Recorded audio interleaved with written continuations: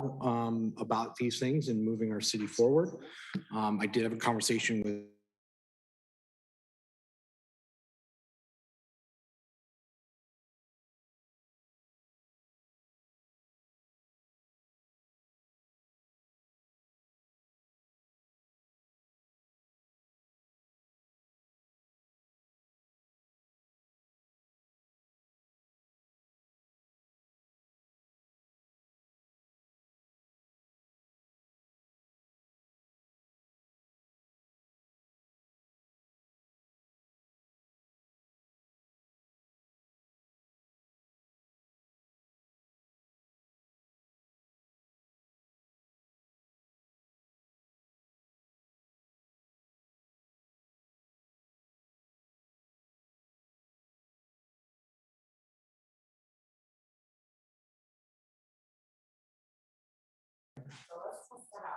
Okay, so I'm going to unmute.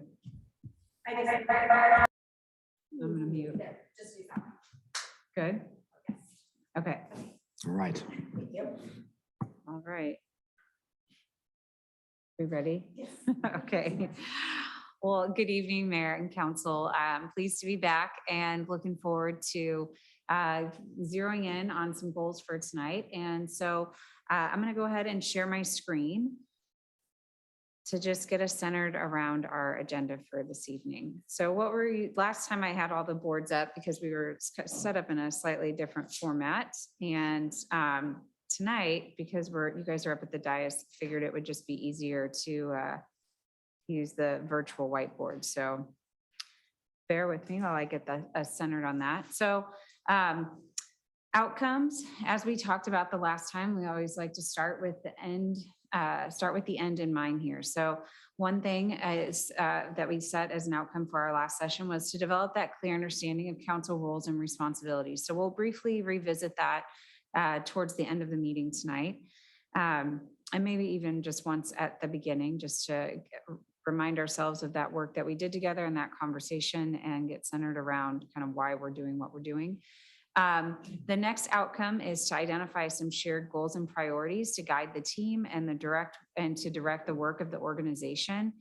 And then the last outcome here is to identify some short-term and long-term goals and then an implementation plan to help with focus and fostering accountability for the organization. So roles tonight, I'm here to guide the group through the conversation, help us stay focused on the agenda and achieving the outcomes, using the ground rules as we need to assist the group and help us, again, stay focused on the outcomes. Council's here to set the policy for the community, bring forward that community perspective as we discuss the goals, and then set the general vision and path forward. And staff's here to also provide ideas, experiences, and perspective to make sure that we're setting some achievable goals and staying in line with some of your other city master plans and things of that nature. So agenda for tonight, we'll do a quick, right now doing that overview of the agenda and kind of recentering around the work. We'll jump right back into our goal refinement, pick up where we left off last time. We'll see how this work flows. We're scheduled to go until 9 p.m. tonight. And if we go that full time, I'll make sure that we get a break in there at 7:45 so you guys can stretch and get some fresh air if you need. We'll pick right back up at 7:55 with full implementation and then leave some time at the end to wrap it up, talk about questions, next steps, and then make sure we adjourn no later than 9. Last time we set some ground rules for our conversation. We'll be using these again this evening. So the one thing is to make sure we use the microphone so everybody out in the universe, out there in Zoom land can hear this conversation. As we get into the final piece of goal refinement, just acknowledging that all the goals will move forward with council majority or consensus. So we don't want to have any one-off goals out there that aren't fully supported by the council. Again, the advantage of having a facilitator is so that everybody on the council, including the mayor, can participate. So I just asked so I know who wants to chime in and jump in the conversation. Just raise your hands and we'll avoid any interruptions. I'll try to call on you as I see your hands come up. Let's see, no personal attacks, assume positive intent. You guys all run for these positions to do good for your community. So that's our focus tonight. And just know that we're bringing those positive intentions into our work. Open communication. So if, make sure you're being upfront, honest about any feelings, and limit any distractions. I know we all have our tech in front of us, including myself. So I've tried to silence it, put it on airplane mode. So there's nothing popping up that gets me off track. And then we get out of this what we put into it. So participate, engage. Are we all good with that? Do we need to add anything else to the list? Feel like that'll get us to the end game tonight? Yes, Councilor Spoon. I'd like some clarity on what was left over, because I feel like there were clear items that were left over that need to be addressed tonight, and this feels very vague. I just want to make sure that we're all on the same. Yeah, page. we're gonna, yep, you're leading us right into our next piece of the agenda is to just talk about kind of a recap of what happened last time. So last time, just process wise, we started with setting intentions, kind of getting centered around the vision. We talked about progress and accomplishments. And then we did the context review. Remember that big crazy map of all the things, challenges and opportunities. And then we mapped out some ideas for the goals. So there are a few remaining ideas. I'm going to jump down to that in a second. Today, we're going to pick back up with that and try to, I took all the notes from last time and tried to put them into a spreadsheet to provide some clarification and a starting point for tonight. And so I want to pick up with that part of the process. And then once we can get the clarity around the goals and the actions, then talk about what implementation is going to look like and progress reporting. So on that note, I put all of those ideas that we mapped out the last time into this graphic here. And so we ended up with the 5 different focus areas, one around engagement and communications, one around promoting financial sustainability, aligning resources to address future community growth, planning a transportation system that eases the impacts of community growth, and developing a more robust parks and recreation program aligned with the needs identified in the Parks Master Plan. Under each of those categories, you guys talked about several strategies. Some of those I have in my notes that we need to have some more discussion on to get some clarity, and you guys may also have some points of clarification. And then Councilor Spoon, I think this might be what you're referring to. There were a few other ideas that were left out there that we didn't get a chance to touch on that night or that day. So one of those stray items out there were talking about consultant for emergency management structure and plan, the mayoral powers versus council powers, and then a discussion of committee liaison roles and the appointment process. So got those noted out there as items we'll need to check in on. Any questions so far about where we were from last time? The one other item, just again, just to remind you of kind of the reasoning for doing this exercise is that, as you recall, the council manager form of government, there's these specific roles that are in there. And one of those being on the policy side, setting goals, priorities, and direction, because that allows your staff to take that and align it with resources. So you guys are getting ready to go into your budget process. And so just reminding you that in order for this system to work well and for you to really provide great value to your taxpayers, because we know that if we don't have clear direction, we don't know how we're spending resources. And so we want to make sure that the staff has that clear direction to be able to spend wisely and spend according to your goals and priorities. So that's what we're here doing tonight. So as a council, the expectations are, you guys have authority to act as a body, to make some decisions, ask good questions. So that's what we're doing. We ready for this? Okay. So the goal refinement process, one more thing I'll just mention before we get into that. So we're going to review what we have right now. I want you guys to, again, to try and reflect back to that context if you can. We've already identified the focus areas. And so now I want you guys to just take a look and propose some ideas for refinement.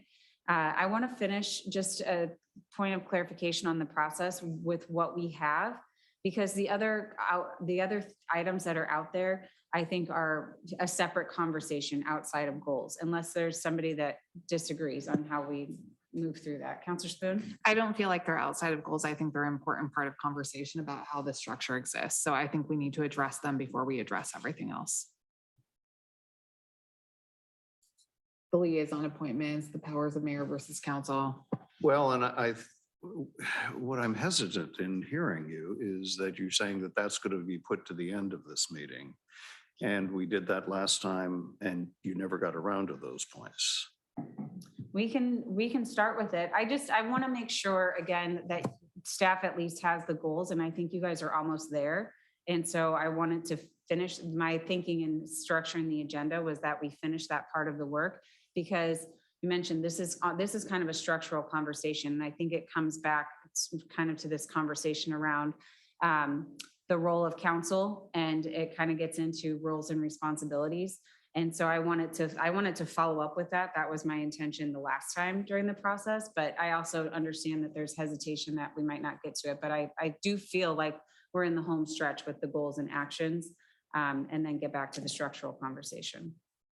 I do see what you're saying, but I think that the conversation about mayoral roles versus council roles and liaison appointments and all of that actually plays into the larger structure of the goals we're setting for staff.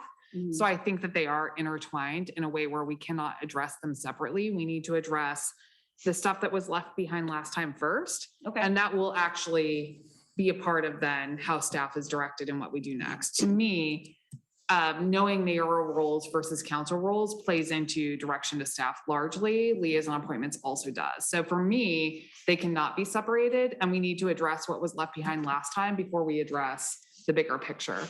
I don't know if I'm alone in that, if anyone else feels strongly, but to me, they are not separate issues. They are combined. No, I don't think that they're separate. I do think that they are very interrelated, but we can start with that. That's fine. Yeah, that'd be great. Well, I'm gonna ask a question. So how is the liaison role piece and the structural piece tied to this?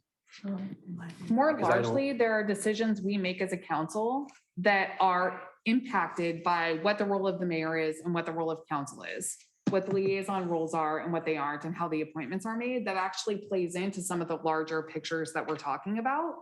So to me, they are married in a way that we may as well address them before instead of addressing them separately, let's just address this other issue we were talking about before.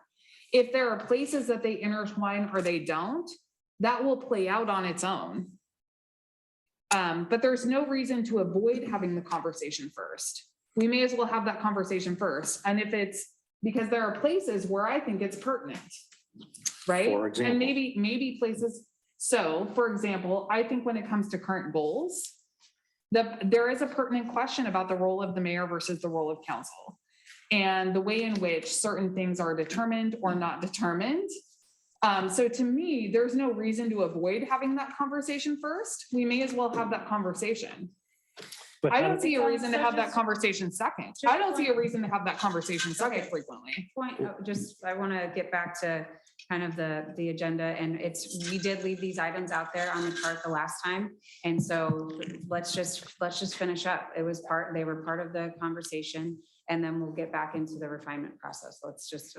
That was the direction we were headed last time. I think what happened with having to break it into 2 meetings was that I already had a chance to review all your notes and put some refinement thoughts together.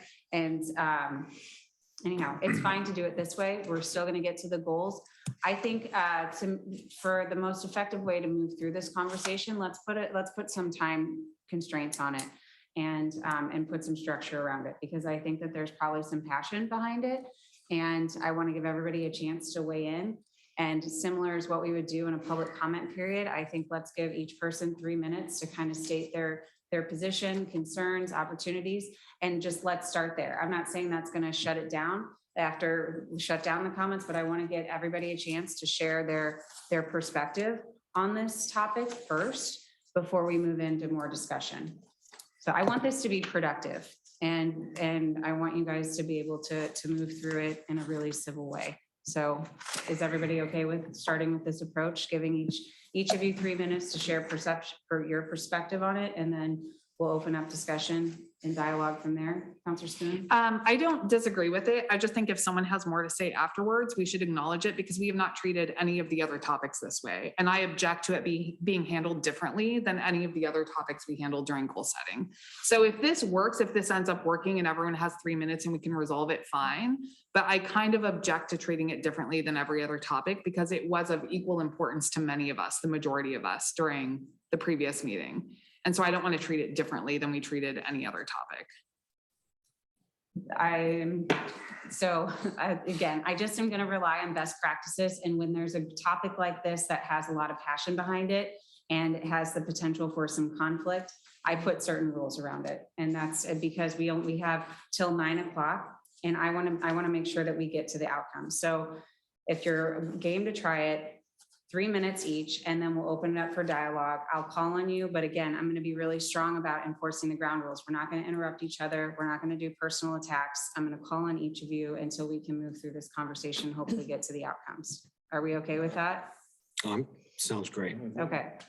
So I'm just going to, Counselor Spoon, since this was the item that it was for, I believe, from your post on the board. So why don't you start? I'm going to run the timer on here. Can you run it so I can see it? Yeah, I can zoom in on this. Give me just a second.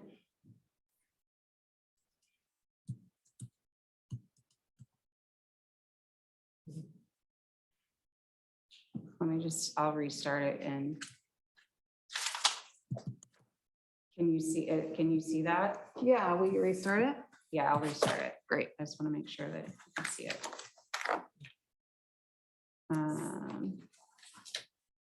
Stop. Okay. All right, go ahead.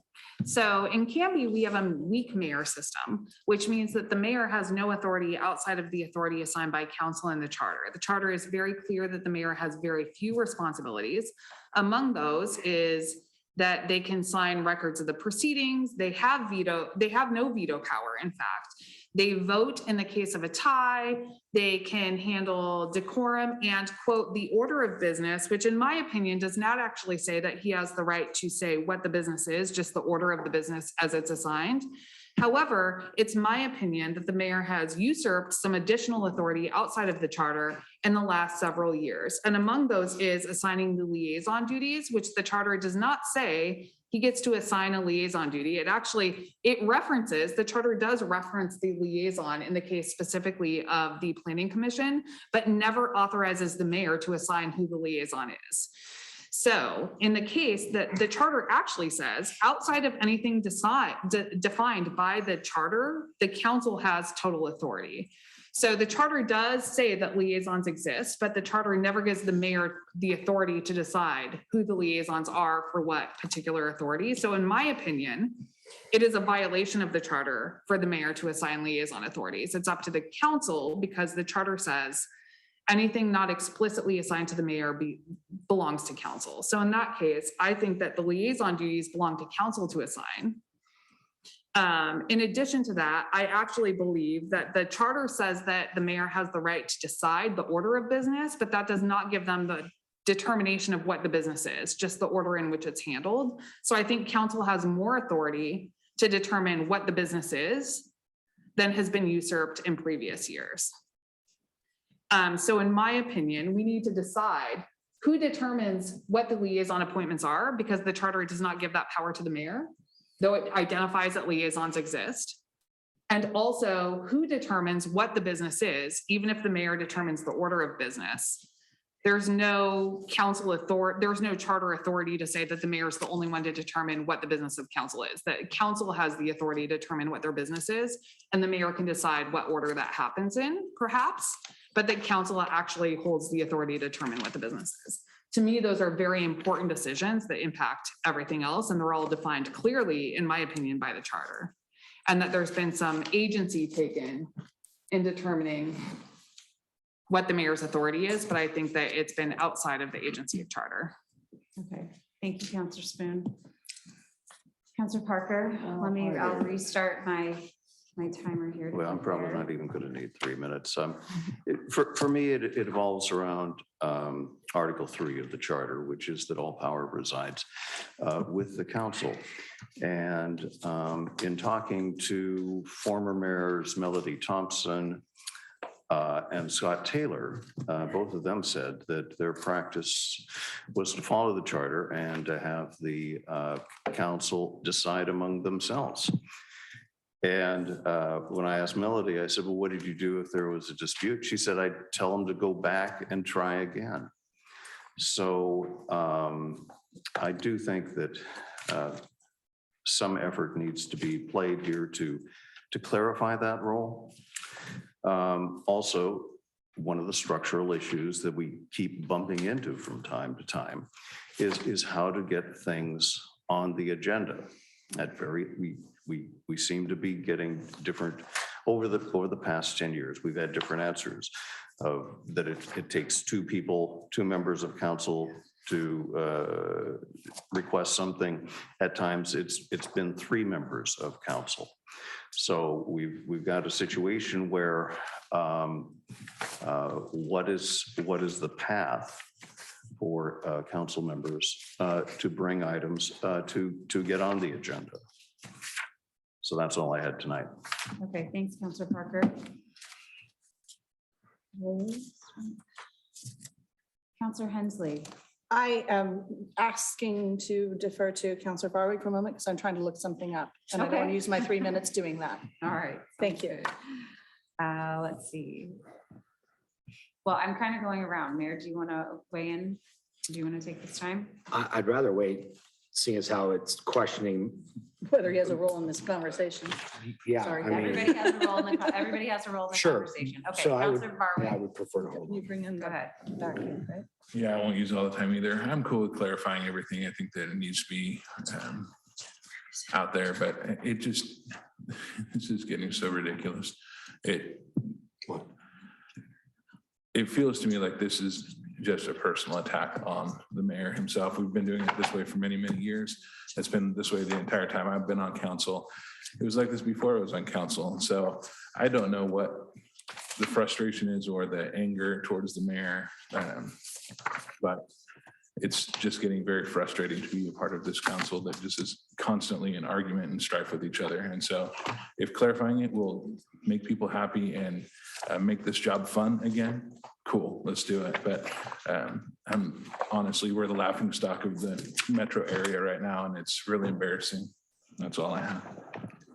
All right, thanks, Counselor Barwick. We're gonna stop. Can we just, there's like a side conversation kind of happening up here. I Yeah. realize you guys are looking. I'm trying to for find documents. something. I I'm know, sorry. know, I didn't know. mean to It's distract. just- Apologies. It's distracting. Can I have a Counselor point of Spoon, order? the point of order is we're gonna keep moving through the process. We agreed to it up front, so I wanna stick to it. All right, Counselor Bajoran, let me stop this and restart, just in fairness to everybody. Okay, go ahead. Thank you.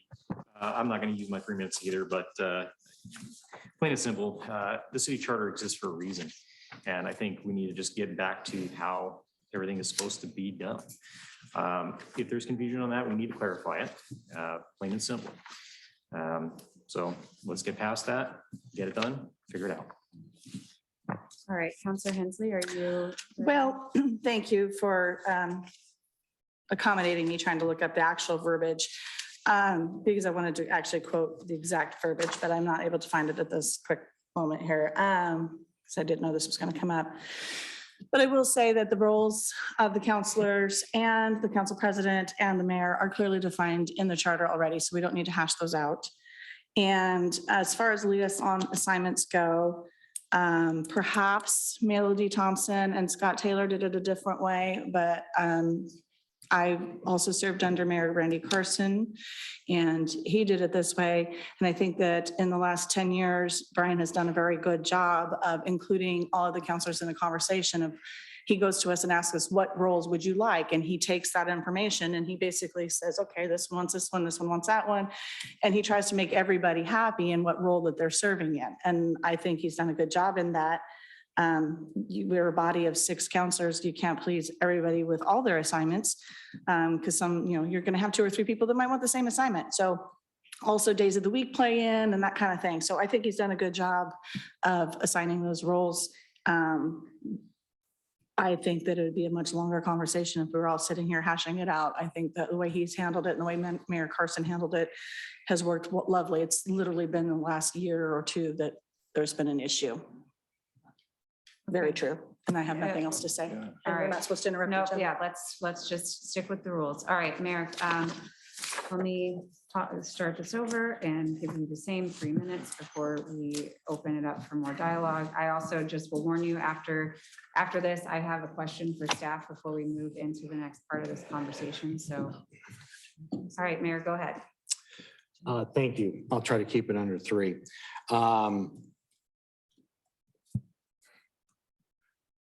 So I find this piece here to be, I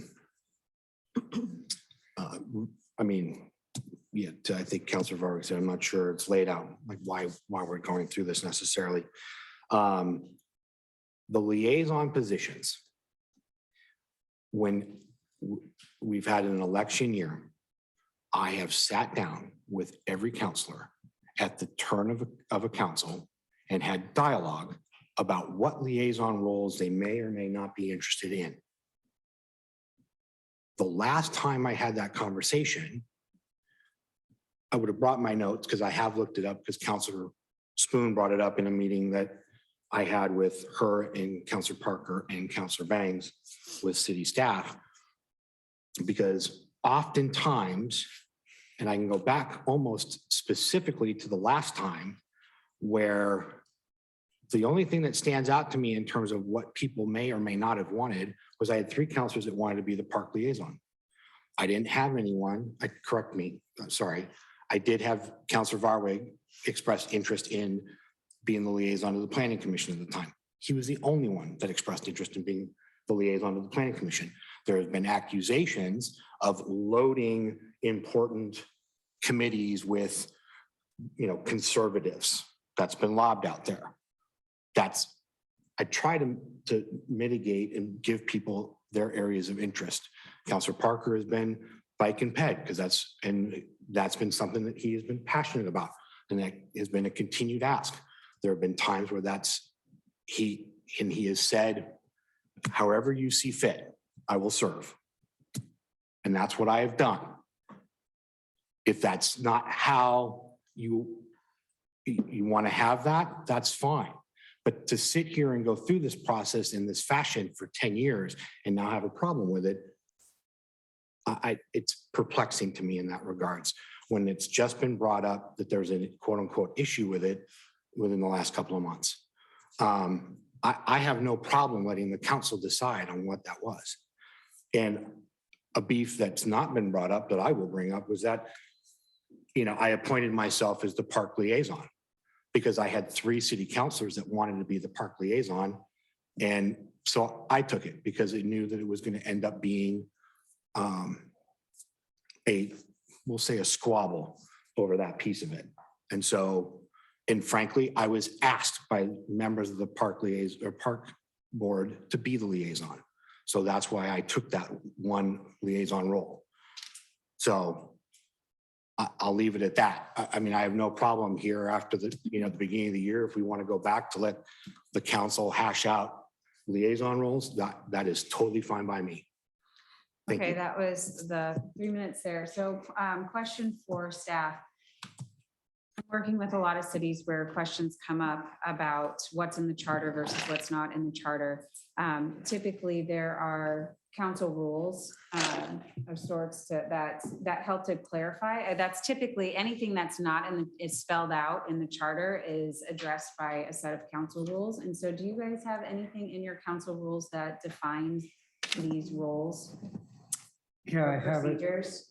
from our policies and operating guidelines for the city of Canby dated December 2018, which is our most current guidelines. On page 14, we have 2 headings down. It says council liaisons. It says council liaisons are selected on an annual basis. The designation is flexible based upon the needs of the council. Liaisons are encouraged to attend committee meetings on a regular basis. Liaisons will report back to the council on committee activities not included in the committee minutes. Liaisons are not voting members of the committees. Liaisons will clarify personal opinion and differentiate that from council opinion. And then that is all it says. Okay, so it doesn't spell out specifically anything. What was the other? Well, it does say just selected on an annual basis. Yeah. So And that it's just based upon needs as well as interests. and the other issue that's coming up in this, in everybody's everybody's sharing was around setting the council agenda. Is there anything in there that references the policies or procedures around that? Well, the mayor sets the agenda of the meetings, right? The order of business. What I heard was the order of business. Yeah. Like, how do items get on the agenda? And typically what I see in many other cities that is spelled out in their council rules or whatever you guys call it here, is that it takes the majority of the council to decide an order of business that's going to be on an agenda. But it's typically spelled out more in those documents. I don't know if you guys have anything. Well, the other piece of our charter that kind of interplays with this is that any 3 counselors can basically hold a special meeting, even if it isn't, or demand the attendance at a special meeting to discuss a topic. So presumably that power exists because it doesn't take a full quorum to have a special meeting about a topic, meaning that any 3 then could presumably, if they can order a special meeting, they should be able to order a topic be on the agenda. That's the only other interplay that seems to be in there. Okay. All right, let's open up for dialogue. I saw Councilor Spoon's hand first and then Mayor Hodson. I want to address a couple of things. Number one is that we don't really have a standard for how something gets on the agenda. We're just frequently told the mayor handles the order of business, but never how that business is determined. So that needs to be decided. Also, I'd like to point out that Councilor Bajoran, Councilor Parker, and I have only talked about what the charter is. I'm not sure how it got so political because this topic has come up a number of times in my 5 years on council. I'm specifically talking about what the charter says, and the charter does not give the mayor the authority to determine liaison appointments, but Chapter 3, Section 1 says, except as this charter provides otherwise, all powers of the city shall be vested in the council. So to me, it's not political. It's not, I don't care. Maybe the mayor's done a good job. Maybe he hasn't. That's an individual determination. That's not what this is about. I'm not making a determination on the quality of the job the mayor has done. I'm only trying to get back to the roots of what the charter says, because that should be the guiding document for our government. I have not claimed the mayor did a bad job. That's not something I'm saying. I'm only trying to get back to the governing document, which says, other than what is said in this charter, council has all power. And the charter does not give the mayor authority to determine who attends what meeting or who has what liaison appointment or who is our representative at C4. None of that is determined by the mayor. The charter specifically gives that power to council. So that's what I want to get back to. I'm not saying the mayor did a bad job. I'm not saying the mayor did a great job. that's not what this is about. It's about getting back to what the actual policy and procedure of council should be, and charter determines that. And I don't think Councilor Bajoran, Councilor Parker, or I said anything about the job of what the mayor did, whether it was good, whether it was bad, whether it was political or not. That's not what we're talking about. We're talking about the governing document and what that determines. Yeah, I heard from just a majority up here that you guys just want some clarification on how to do it. I think I even heard that in the mayor's comments of let's just get some clarification and be able to move forward. So Mayor Hodson, what did you want to add to the? No, I mean, I'll just go back to, so first piece of just the liaison piece. I mean, part of that conversation that I would have after an election time, to have that conversation was to figure out who wanted what and help to have that dialogue. My job as the mayor is to facilitate our twice a month meetings or 3 times a month meetings. And so there's nothing wrong, I don't believe, to have that conversation and come in and help steer that piece. And I believe if you go back and watch the tapes of those meetings, I think once the conversation has ended, everyone has been in agreement on what their liaison rules were. There wasn't any pushback on who had what or when. That's, again, if we want to honor the charter, fine. Then by all means, then great. Regarding agendas and what gets on there, part of my job also is to count votes. If I think something isn't going to, if something is brought forward and I don't think it's going to be something that's going to make it on the dais, or that it's going to be I take that into consideration. Does that my only deciding factor? No. I do have conversation with the city manager. We meet every week and we talk about what's going on in the city and we determine agenda pieces. And there are things that we don't put on the agenda because we're already working on it, or it's a section of something that's already being addressed. And so it's coming up. So, any ideas and things, I do entertain all the suggestions that come in. Do they always end up on an agenda, or is it going to be something that's going to be in a work session coming up? I take that into consideration. So again, if it's clarification that we seek here tonight on some of these process and standards, then let's iron them out. Okay, that's what we're doing. Great. Counselor Hensley. Thank you. He kind of touched on some of it. My thoughts were the agenda pieces. I never looked at it as the mayor had sole authority of the agenda, because I know that most of what is on our agenda, probably 90% of what ends up on the agenda, is the day-to-day business of things that Scott needs to have us approved to get the business of the city done. So as far as what goes on the agenda, that's kind of Scott's job in conjunction with the mayor. And the mayor approves the order of business per se. And back to the liaison pieces, for the last dozen years at least, I know of, that we've handled it the way we've been handling it, with the way that Mayor Hodson handles it, with no problems. And yeah, maybe the power lies with the council, but we've kind of given him the power to facilitate that role assignment by letting him do it the way he's been doing it. And I think he's done a good job. But it's within our authority to say, Mayor, do this. And I think we kind of have by just having it be the way it's been. Counselor Parker. Thanks, Counselor Hensley. So Tracy, I want to make sure I understand what you're saying, is that we have kind of officially delegated our authority to the mayor on this? By not stating we wanted it a different way. Yeah. So believe that's so. why we're having this discussion. See, we only have these retreats, I don't know, once every 3 or 4 years. Did not bring umbrellas. And so All right, let's hold on. Sorry. Side conversation. Sorry. Counselor Parker has the floor, so let's hear it are you out. done? I'm sorry. I was just making a joke about my umbrellas. I apologize. Never mind. Okay, go ahead, Counselor Parker. Or- I apologized. I'm sorry. Let's move on, please. Okay. So what I'm hearing is that, well, on the topic of the agenda, it sounds like you guys have some procedures in place that maybe, just clarifying it tonight, that if 3 people want an item on the agenda, if 3 members of the council want to see an item on the agenda, that they can share that at the meeting or with the city manager, and that item can be placed on an agenda. Am I understanding that correctly?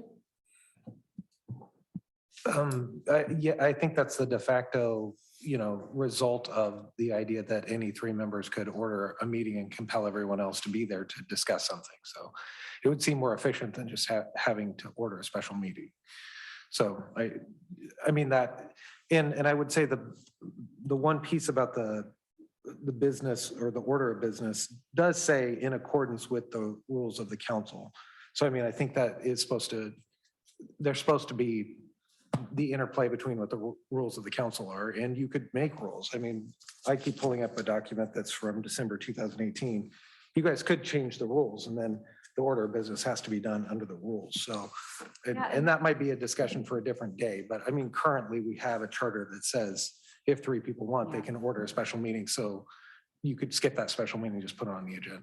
I don't know if you guys have looked at it recently, but the League of Oregon Cities, I can't recall when it came out. I want to say it was 2019, because a lot of elected bodies have, things have changed. Technology has changed. So I wouldn't be surprised if these rules get updated yet again. But they put out a model or a template, if you will, of council rules and for cities who needed to make updates to those. And so you could refer to the draft that the League of Oregon Cities put together. I know a lot of cities I worked with last year were having similar conversations and said, we need to make an update of our council rules to be consistent and with some of the, practices being used in other cities around the state, because we just haven't looked at them in a long time. So a recommendation could be that you guys direct staff to take a look at those and present some options for clarifying your council rules based on tonight's conversation, focusing on your committee liaison process. And because this is something that cities do all over the state, and there's some good practices out there for doing it to avoid these, having to have lengthy discussions about it. So would you guys be in favor of having your team bring some recommendations back to just add a little more clarity to your process in updating your council rules? I think that's a great action item to include in tonight's pieces so that, when we approve the goals and whatnot and action steps, I think that would be, Okay. in my opinion, I think that'd be prudent to do. Any other comments or questions about that? Councilor Spoon, does this address the concerns that you had in bringing this one forward? It does. Largely, I'd like some clarity on liaison roles, what the purpose of liaison appointments are, but then also like how something gets brought to the agenda, because we've had a lot of confusion about that. It's been a frustrating process for the last few years of something wanted to come to the agenda, how that happened, and whether or not it made the agenda. So some clarity on that, I think, would be really helpful for the group. Okay. I don't think all of us have felt any agency in bringing anything to the agenda.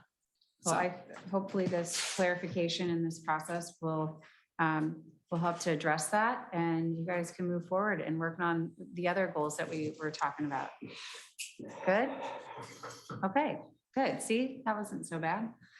All right, let's move back to, the one other outstanding item, I don't want to forget about it, was around, it didn't fit neatly into any of the other categories, at least from my initial attempt at organizing these, but maybe it does, but it was the one about emergency management and thinking about the structure, the plan. And so it was the only other outstanding item that we didn't deal with last time. Any thoughts on that? Councilor Bajor's baby. And maybe Councilor Bajor, before you weigh in on it, maybe staff can give us kind of a quick update of what currently exists for emergency management, just to provide a little context. Well, we do have an emergency management plan. I think it's in need of being updated and reviewed and updated. Fire chief is here tonight. I've been talking with him regularly about our coordination in the community. Our police chief Tro and other school district, our new superintendent. We did an exercise somewhat recently even with them that was really productive. But I think it is in need of our emergency management plan is in need of being reviewed. This might be jumping ahead to sort of an action item here, but I had planned to propose in our upcoming budget process a consultant that we hire a consultant. And we put the money in the budget to bring in somebody who is an expert in reviewing and working with the community to revise its emergency management plan, and we would engage all the proper stakeholders, some of those I just mentioned. So that is already on my mind as your administrator, just so you know. And as far as I'm concerned, I was going to bring you a proposal during the budget process, perhaps even through use of our ARPA funding, which I think it qualifies for. So. Okay, thanks for providing that context. Councilor Bajoran, this was something that you raised at the last meeting. So any other comments you want to make about this item? Thank you. Yeah, I mean, obviously, this is something that we do need to work on. My thought process from this came from the fact that during the ice storm, I think our response, while it was coordinated, could have been a lot better. And I think the city probably felt that. And as a city that is growing, I think we owe it to all our citizens to get a round turn on that, get a little bit more energy behind it, and improve how we respond to those kinds of major emergencies, so that the city knows that we have their back. That's it. Any other comments from the council on this? Counselor Spoon? Just that I agree with Counselor Bajoran. I think that his insight on this with his background in emergency management and as a Coast Guard, in the Coast Guard gives us a good insight that maybe we could do some better work here. And we have an opportunity with funds that we haven't had available to us previously to make some groundwork done here that we couldn't have previously done. So thank you, Counselor Bajoran. Yeah, Mayor Hodson. Thank you. I'm all for, absolutely. I think I'm reviewing our emergency management plan on an annual basis is prudent. I mean, I think it's an important piece. I have to do that for my business and what I do. I think we have a very capable team in Chief Davis and Chief Tro and our Public Works Director, Jerry Nelzine, and our city staff. I think I thought things were handled very well during the ice storm. I'm not the professional. I get it. You know, I really hesitate on saying that we didn't do well. I think we did. Our city did very well in handling that situation and the aftermath after that. Okay, any other comments from the council on wanting to add this? It sounds like there's already a budget proposal coming forward. What about thoughts? Do you guys, is it important to include this as a council goal or as an action and under one of the goals? I'm hearing that you guys want to do some work on it. It's Okay, I clearly saw a goal, Mayor but Hodson's it looks hand like he's first. already on it, so. I think that it sounds like to me, I mean, again, like I just said, having our emergency plan for our city is an important piece for anything. Like, I mean, it could be ice storms that we've had. We had the fires we've had in years past. We've had flooding. I mean, each of those things require a whole different, some different planning, but in tactics within the same piece. So I think those are worthwhile things to be visiting and taking a look at. I think that's just standard operating procedure and operations of any organization. I think we have the players in place. It sounds like Scott's already been thinking about it in terms of, you know, making this a budgetary item. So to me, it seems like, you know, if it's a standalone thing, then it's a standalone goal that we get there to revisit that and take a look at it. Or to me, it's an action item, perhaps under, you know, under financial sustainability or what's the blue category there, Sarah? I know, I was kind of thinking about that one too, engagement and communications. Yeah, I think it could go. Yeah. I mean, if it's an action, if we make it an actionable item versus a standalone, it could be one of those items in one of those two bubbles. Just my opinion. Okay. Counselor Spoon? Yeah, I think there's some defensiveness that surprises me because I didn't take that Counselor Bajoran thought that we failed as a city, more that it was an indicator that there are things ahead of us that we have not planned for. And that this was a good opportunity to stand back and say like, oh, you know, we don't have a city staff member that is an emergency management like specialist. That's not what their degree or background is in. So an opportunity to look to city staff and say, can we bring a consultant in where that is their area of expertise and that's what they've studied? This is a good time to do that. So I'm not sure why, and I don't want to speak for Counselor Bajoran, but I did not interpret it as him saying that we did a bad job or we didn't do everything right. More as like, oh, this is an opportunity for us to stand back and say, what else have not we prepared for? And how can we do that? And since staff says there's a budget opportunity to do this, it would be a good time to do it. Counselor Bajorn? Yeah, thank you, Sarah Spoon. Counselor Spoon, I'm sorry. This is just kind of irritating because, yeah, I was not in any way trying to say that we did not do a good enough job. Okay. Again, I come from a background where even at the lowest level, we all had contingencies upon contingencies for every eventuality, even if it never happened. And so looking at how, our responses have been to like the fires, for example, the ice storms, COVID, a lot of our responses have been good and could arguably just be better. That's it.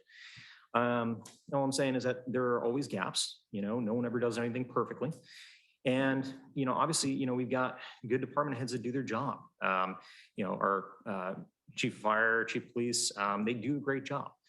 Jerry Nelzine over at Public Works does an outstanding job. I mean, we know this. We know we have great people that do their jobs. It's an effort to hold them together even greater, and help them do their jobs more efficiently, more quickly, and be able to support the city even better in their capacities. That's it. Okay, so I just think, oh, sorry, Counselor Parker, please. Well, I think we did find some things that we could have done better. We did put some wear and tear on some of our employees. Didn't have sleeping facilities for people who were working 24-hour shifts, didn't have enough generators, didn't have enough oil in reserve, that sort of thing. So I'm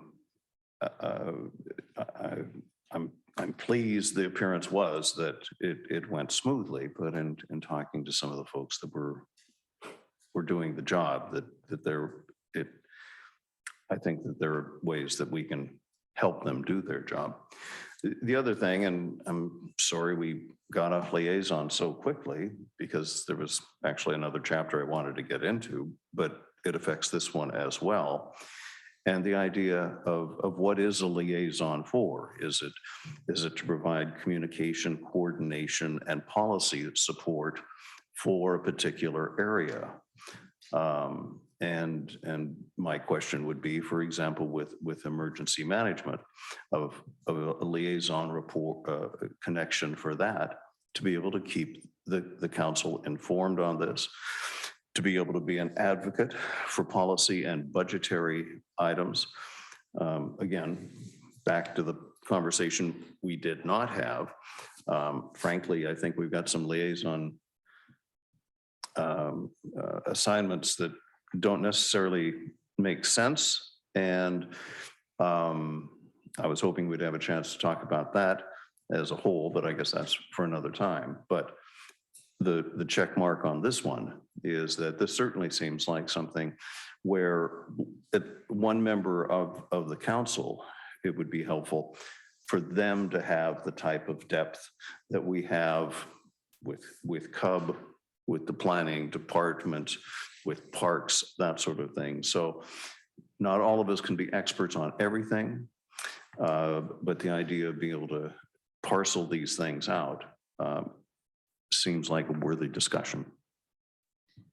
So I captured this in there just kind of as a note for staff as well as they think through kind of going back to that, looking at the LOC template to also include some recommendations on how to better define those liaison roles. And then in this particular action item that you guys are coming up with, I think we need to decide where it goes in the realm of goals, but making sure that I've got some notes to help inform staff on how to move it forward. Yes, Mayor Hodson. Thank you. Councilor Jordan, I thank you for clarifying your comment. I'm sorry if I misunderstood that, where you were coming from on that. So I thank you for clarifying that. Okay.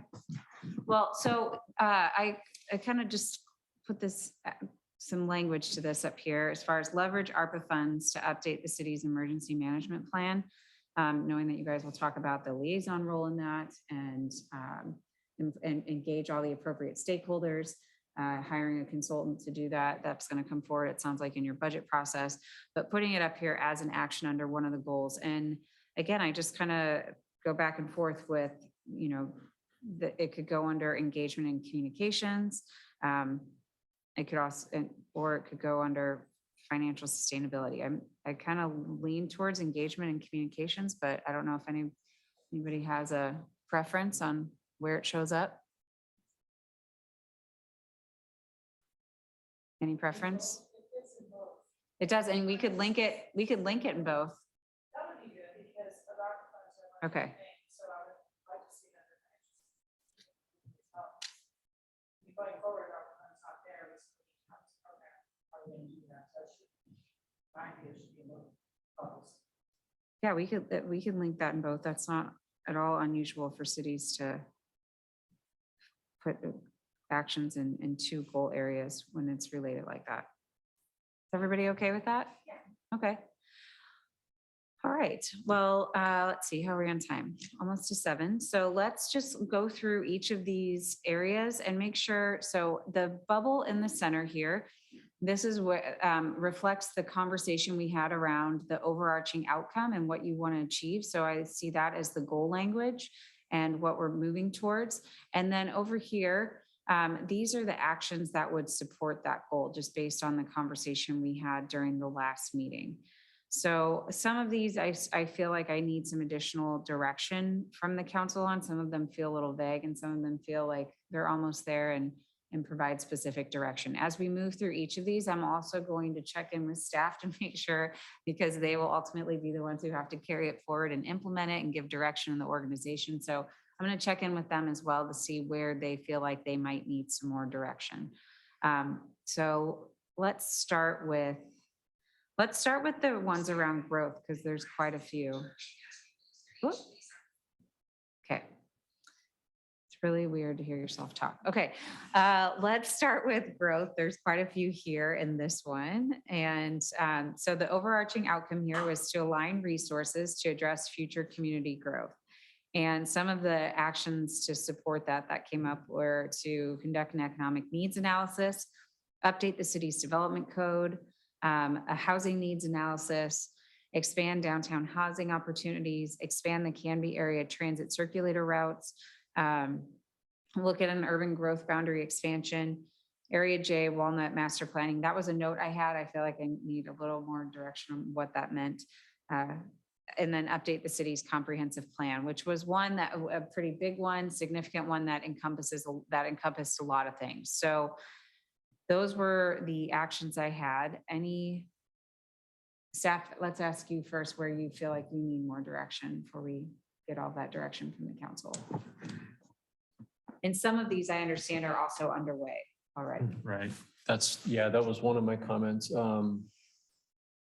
As far as the specifics of those, they're pretty straightforward. I think expand downtown housing opportunities might be something that's a little bit broad and vague. I don't know if there's any more clarity we might get around that. That's a little bit more tangible.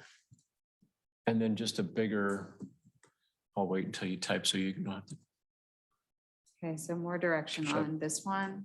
Yeah. Or And then which are the ones that are, I want to note which ones are underway already. Okay.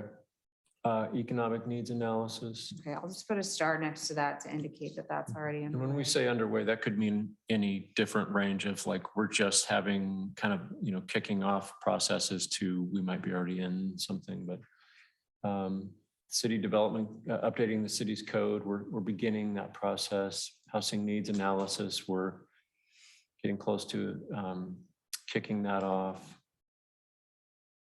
Yeah, if it's already budgeted or it's already started in some capacity. Yeah, circulator route, thank you. Is This kind is of already in underway? process, yeah. Just talked to our transit director today about that. Urban growth boundary expansion, that's probably something we haven't really begun, and that's going to be driven, I think, somewhat by these other processes like comprehensive plan. The Area J master planning, Joe, maybe you can help me answer that one a little bit. I don't know that it's kind of underway because the land, that's sort of up to the landowners, right? Yes, so the Area J is an area of special interest in our comprehensive plan. It's one of the older parts of our comprehensive plan document, and it Because we've done some updates to it, but that has never really been updated. And so it simply said that it's going to have mixed residential in the whole area. So that in and of itself wasn't helpful to know whether or not it was supposed to be R1 or R1.5 or even R2. Currently, the 3 landowners that are probably going to annex in first, that might own about 30% of the land out there, they have an attorney and they are going to develop the concept plan that you need to do in order to, because it's an area of special interest. So the DCP, the development concept plan, is being worked on by the people who are planning to annex first. They have to vet that through all the neighbors, but the notion is, you know, they're paying to annex first and they're paying the kind of the big heave to get it past there. So they get kind of first bite at that apple if they want it. And so they're going to come in, I think, under that mixed residential with just mostly R1 and R1.5. When do you think that's gonna happen? Pretty soon, because they were trying to get assurances that we would finish Walnut so that they would be shovel ready at the same time that they have access to their land. So they Like and within it's a year, or sooner. within a few months. Well, maybe like 8 months, maybe is Okay. what I guess. Now, but the notion there is then the council will want to look in a greater way, and hopefully we'll get our comprehensive plan going around there, because clearly that highway commercial corridor that we have along 99E has an overlay. And I know Councilor Parker's even mentioned this in session before about continuing that highway overlay, because it seems to make sense and that's more commercial. And then of course, usually have higher density near that commercial area, and then you kind of taper down from there. So I think we're going to have applicants coming in and saying this is a development concept plan pretty soon, but I think it's going to kind of coincide hopefully with a little bit more of the comprehensive plan, and maybe we'll have to lean on our planning director to kind of prognosticate a little bit, because I don't think we just went out to have people tell us how much our comprehensive plan probably will cost. So I think we're paying about $15,000 to find out how much that bigger plan is going to cost. So those steps are on the way. You can put a little asterisk by that, but we might be not quite perfectly aligned with those two things. But there are landowners looking to annex, and they have to do a development concept plan first. So I think you're going to see that pretty soon. Just the last piece I was going to add to your question, Sarah, was with some of these items, and it might be when we get into the other goals and the action items as well, it might be the same kind of a theme, which is just, I think it's worth acknowledging that some of these things are going to be shorter term achievable objectives or action items, and then some of them are going to take a few, up to a few years, or certainly beyond. Like if this is goal setting for the current year, we might initiate something, but it's going to take beyond that. So I don't know how we want to acknowledge that, so that we're not setting up staff, and I know council doesn't want to set us up to not succeed either, that we're setting up a realistic timeline on these. Perhaps Yeah, we're going to get into that later, but I don't mean just to kind of give you guys a preview of what's to come. So we'll talk about what the implementation plan looks like, but typically what we do after we have clarification on the goals and the actions is I'll work with your staff team to put together some timelines around it and bring that back to the council for adoption. And typically those timelines, you have it somewhat flexible. It's, maybe it's 1 year or 1 to 2 years, 3 to 4 years, and 5 years plus. And so the idea is that they start working on some of these things and scope the project accordingly, but they've got the direction they need to know what they need to work on.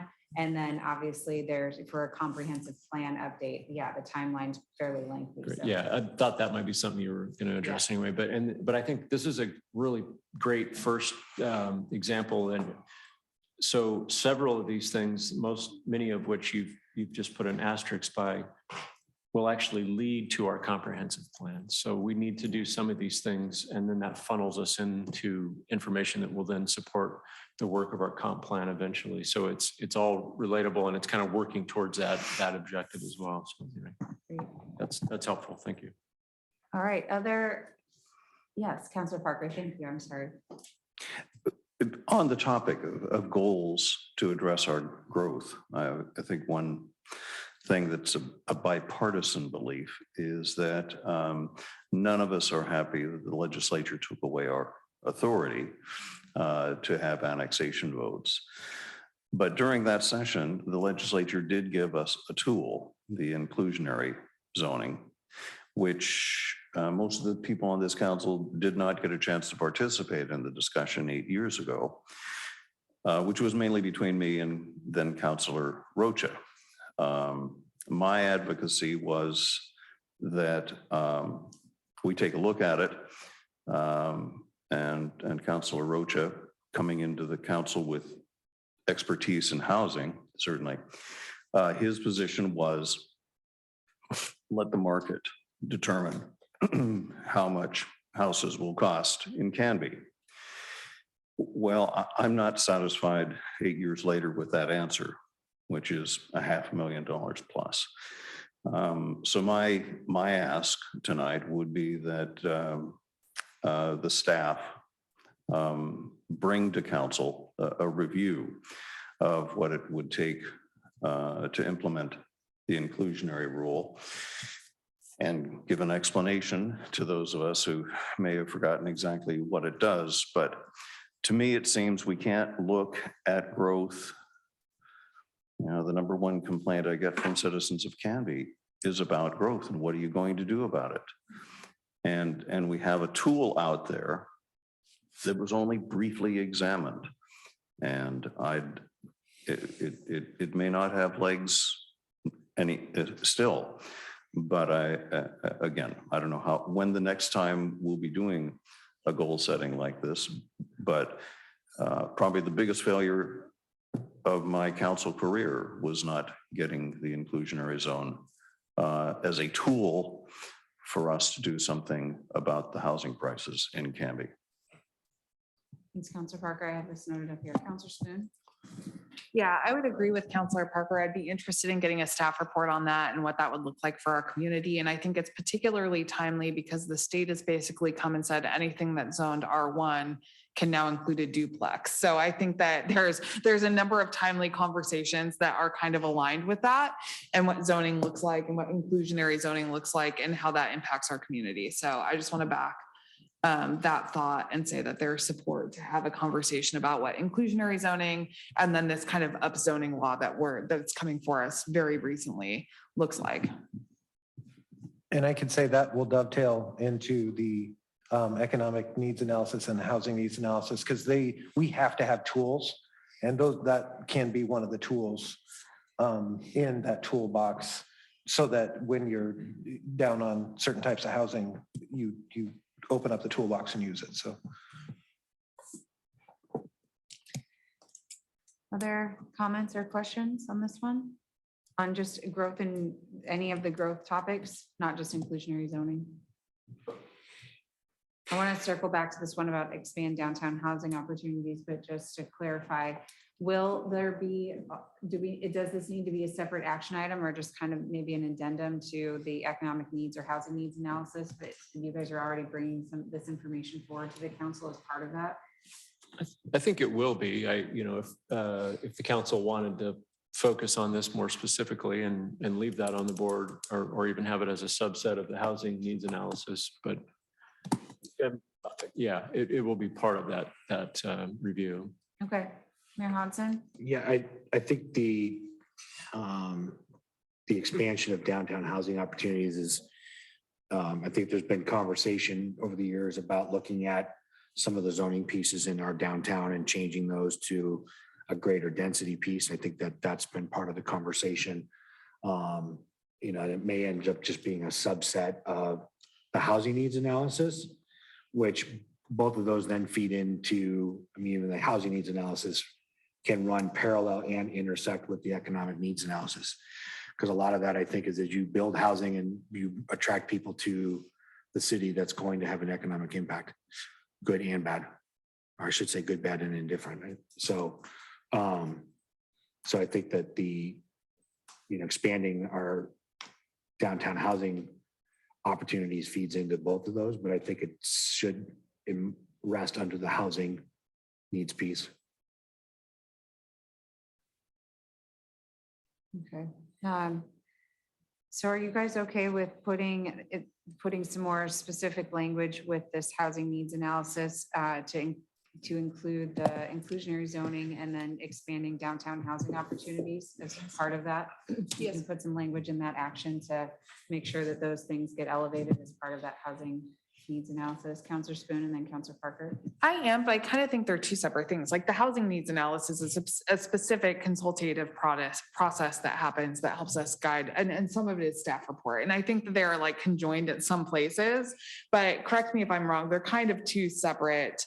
Like the housing needs analysis will not give us an action or a recommendation on inclusionary zoning, right? Like they're kind of two separate processes. It will most likely include that in the toolbox that developers can use, because it's a statement about this is the type of housing you need, and these are the tools that the city's willing to provide to do that. And so when we did that almost to the finish line before, the toolbox is where we got jammed up because we didn't want it to write an open check. I'm paraphrasing, but I think that's kind of how the plurality felt. And so if it gets put in that toolbox, the reason the state wants us to do it is because they want us to do something that's actually useful for development, so that all the missing middle and the different housing needs actually get addressed. But correct me if I'm wrong, because what I was hoping for was a staff report long before the housing needs assessment was finished. Like I would like a staff report on what inclusionary zoning and upzoning looks like long before. It'll take a long time before the housing needs analysis is complete. So to me, I would like both and I don't want to speak for you, but that was what I was interpreting. Counselor Parker. Yeah, I don't want to wait for completion of a comprehensive plan to address this. We've got a housing crisis right now. And so I would like to see that as a discrete goal to be pulled apart and looked at.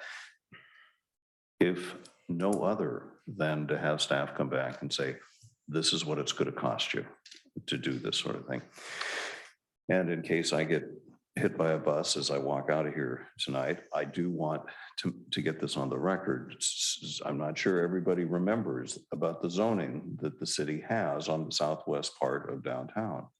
But we have been losing housing because at one point, the city thought it would be a good idea to allow for an expansion of our business district.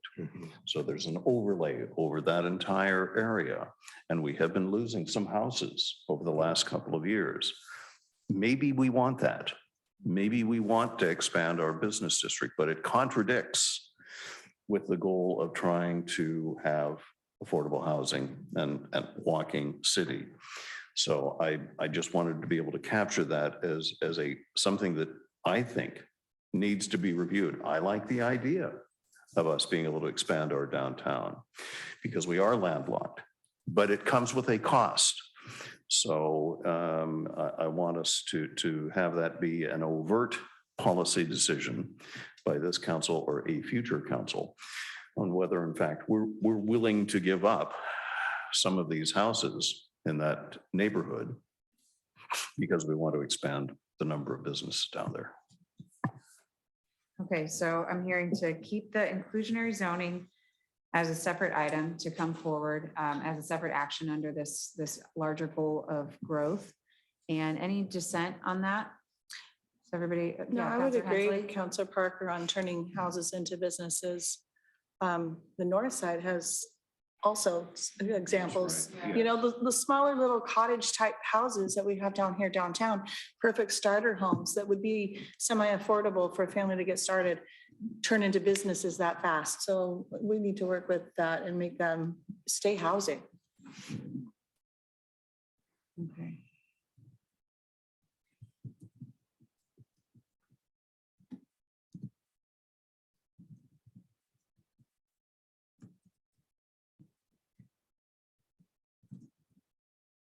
All right. Okay, so, oh yes, Mayor Hodson. Thanks. I hear what's being said, and I think that if in this, so Joe and Scott, I think a piece that also needs to be considered, and maybe that's what comes out of the housing needs analysis piece, is the density requirements that are put on us as well. So to kind of piggyback on the idea of what's been created here downtown on some of those, like it's labeled and called as an overlay cottage commercial. So as those homes are bought and converted to businesses, they stay businesses. They don't go back to being homes. And so as the LCDC and the DLCD take on, and much of even our own housing code takes on the life of Metro and the state planning, density is a huge part of that. And so I think that we could be hard pressed in our conversation of changing that. We could run headlong into Metro and therefore state planning guidelines on housing in what would be considered a high density area. So not saying don't have the conversation. I just need us to be mindful and prepared that that's a real, I don't even want to say hurdle, because it's really, I think, potentially a cinder block roadblock that we could be running into when we look at the density piece. And so that may just be about a visioning aspect of, is that cottage houses like that, or is it Dahlia building in terms of the development of housing in our downtown? I mean, that's a real conversation piece that we've got to have. So I'm all for having it. I'm just saying that I don't want us to get too far over our skis and then get ground up because, we're locked out because of what the state has said is their density goals. Is that Joe? Is that I have Title IX in my head because that's not it. That's more about sports, but about school sports. But there's no, it's within the housing development code. There's a Are you saying section 8 or no? no, never mind. Oh, okay, I'll sorry. come back to it. But Okay. it's like like chapter 10 of like there's a certain section within that gets referred to often in the Metro conversations about housing, that it meets this state level criteria that's been, it's something 10. I just don't remember the word of it. So just maybe something to look in, but again, There's a mark. And I know we're trying to move through the goals, so we don't want to get totally sidetracked. get in the weeds. no. And But yeah, I mean, there are even shorter term things, because I know you guys were asking for those about the way in which our non-conforming use in a commercial zone, if you have a house there and you're grandfathered in, but then a bank won't loan to you because you're in a commercial zone. If it ever burns down, you can't make a house again. right. So I mean, there are just tweaks that you can maybe try to make, but I'll research all that. And when we prioritize this, bring that information to you guys. Okay, so what I'm hearing on this is, first, great job giving staff some more clear direction. The expanding downtown housing opportunities and thinking about increasing density, it's going to come forward in your housing needs analysis and some additional study on that. Yes. And then there's going to be a separate action for the piece around inclusionary zoning. Anything else on the as far as actions to support this goal? Do we feel good about where this is? Without getting too far into weeds, yeah. Yeah, I think so. yeah, to give staff some general direction on what you want to see come forward. It gives good guardrails, I think. Good. Okay. You guys ready to move to the next one? Yes. You guys were pretty efficient. We moved through that in 20 minutes. That was the longest one. So, all right, let's tackle fiscal financial sustainability next. So promote financial sustainability was the overarching outcome you talked about. Some of the actions to support that were assessing the city's reserve levels and balance savings and investments. So balancing that saving piece with spending to meet community needs, evaluating the city's fee structure, increasing engagement with the budget committee, using ARPA funds to recover loss and build for the future. And then we just added this one, leveraging ARPA funds to update the city's emergency management plan. So let's start the same way. Staff, any additional direction needed on these actions?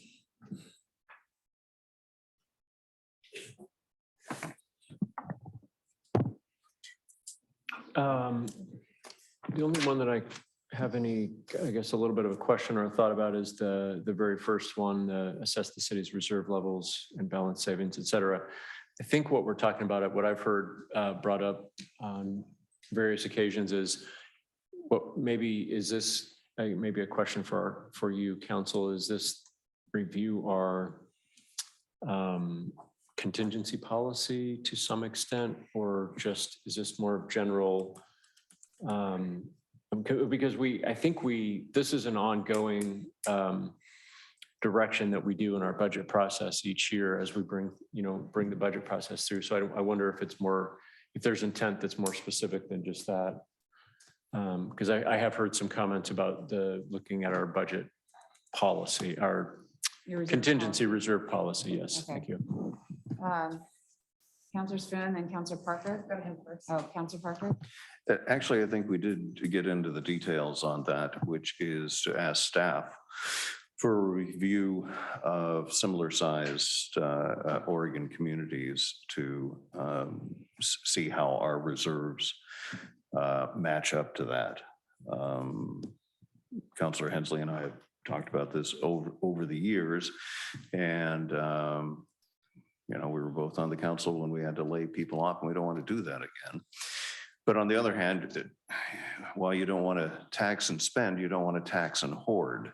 And at some point you get to a place where people are paying taxes and not getting services. So I think in terms of the reserve policy, part of it, Scott, you remember, was me asking for a status of our reserves, but I pulled that off the table when we didn't have a finance director, but I'd still like to see.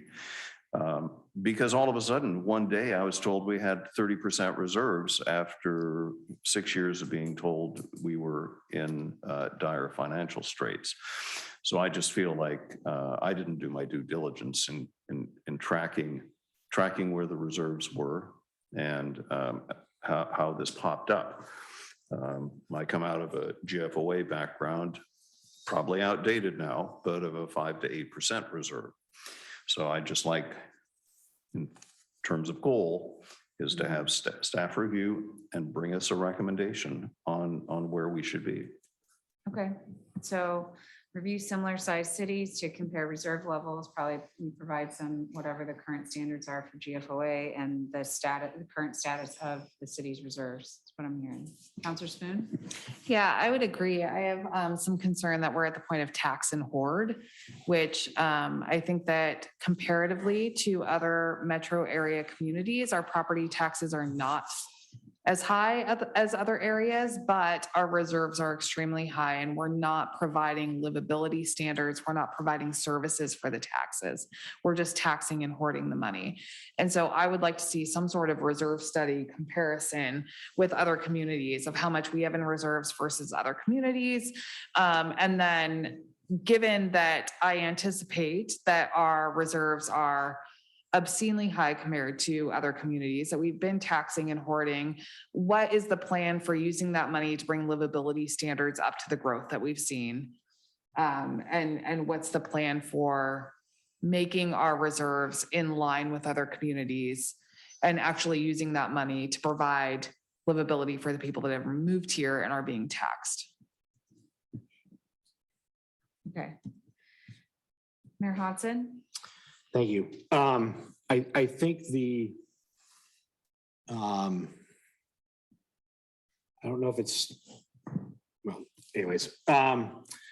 So here's the piece I think when we're looking at a study or we're looking at trying to figure out the balance piece of this, I think something we need to look at is a comparison of when was our big economic meltdown? 2007 to 9.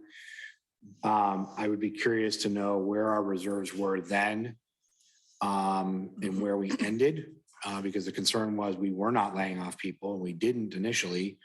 And we were eating through reserves really, really fast. And because we were late in making the decision to downsize some of our staff positions, we did get lower than that 8% dramatically. We, as a friend of mine refers to it as our seed corn.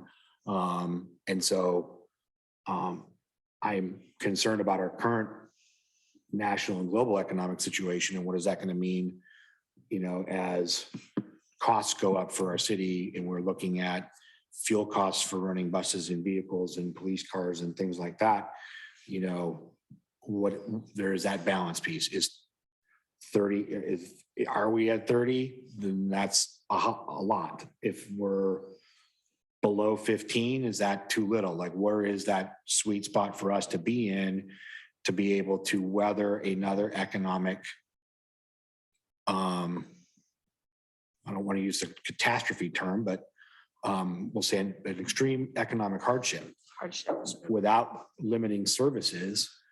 But again, if we're looking at standard operating procedures for our city, that sometimes has to happen. So that I would be interested in that time frame and looking at that window to see, because, and again, what does it cost us on a daily, weekly, monthly basis to run a city, to know that if revenue were cut in half, how quickly would we eat through our reserves? So I think that's an important comparison to have. And when we talk about community needs, I think there should be a council conversation and identification on what needs means. Because I think there's a distinct breakdown of, or a distinct difference perhaps amongst the 6 of us, 7 of us on what needs are in our community. Is it just water, power, sewer, streets, trash and fire, or police? Or are there other aspects that are considered needs? And how do we balance that with reserves and spending moving forward? Okay. Other comments on this one as far as staff direction? Thank you. Yeah, wants versus needs is a good conversation, of course, because that's subjective. I think that I agree. Councilor Parker and I and Mayor Hodson were all on the council when we were in a very dire straits with our budget. And thanks to a lot of work by, well, starting with Haley, getting us out of that and providing a structure for a savings plan got us in a better financial shape. This needs to be a longer conversation. I don't think we need to jump the gun on spending any money. I think with the state of the world right now and how scary the economic world looks, I think we should hold on to it, because the last time this kind of the economic world took a dip, it took us better than 2 years to get out of it. So I see this as being a longer conversation than what we can do to tonight. So it definitely needs to be an agenda item for the future. But I'm not ready to jump into spending it right away. I don't think it's taxing and hoarding. I think it's being prudent to holding on to funds that we might need the next couple of years while we wait and see what the world does to us. Yeah, I think right now, just what we're doing is making sure staff has the direction to properly frame this conversation up. So understanding what the council's questions are. And I think you guys have identified some really good points. Yeah. Anybody else that wants to weigh in on providing staff some direction on this? So far we're going to review similar sized cities to compare reserve levels, understand the status of your current reserves, understand what those GFOA standards are, and just, looking at the balance of spending versus saving, and thinking about how you prioritize spending, and then also how you determine what community needs and wants are. And then finally, the point around understanding what the reserve levels were during your last economic crisis or hardship. Did I catch all the points that you guys want to see covered as part of this conversation in the future? Mayor? Thanks. I would also kind of add to the whole buy and build high and versus when we're low. I mean, we go back and we look at like when we started doing planning projects like the Arch and the library and some of those other projects, that's when interest rates were super low. There was not a lot of activity going on. We were able to stretch our dollars a lot further, and so, I think some prudence and perhaps maybe going, okay, if we've saved and it's time to invest back in, what is that going to look like? And then what's the right time to do that? Do we do that when it's at the, interest rates here are back high where they were or where they are?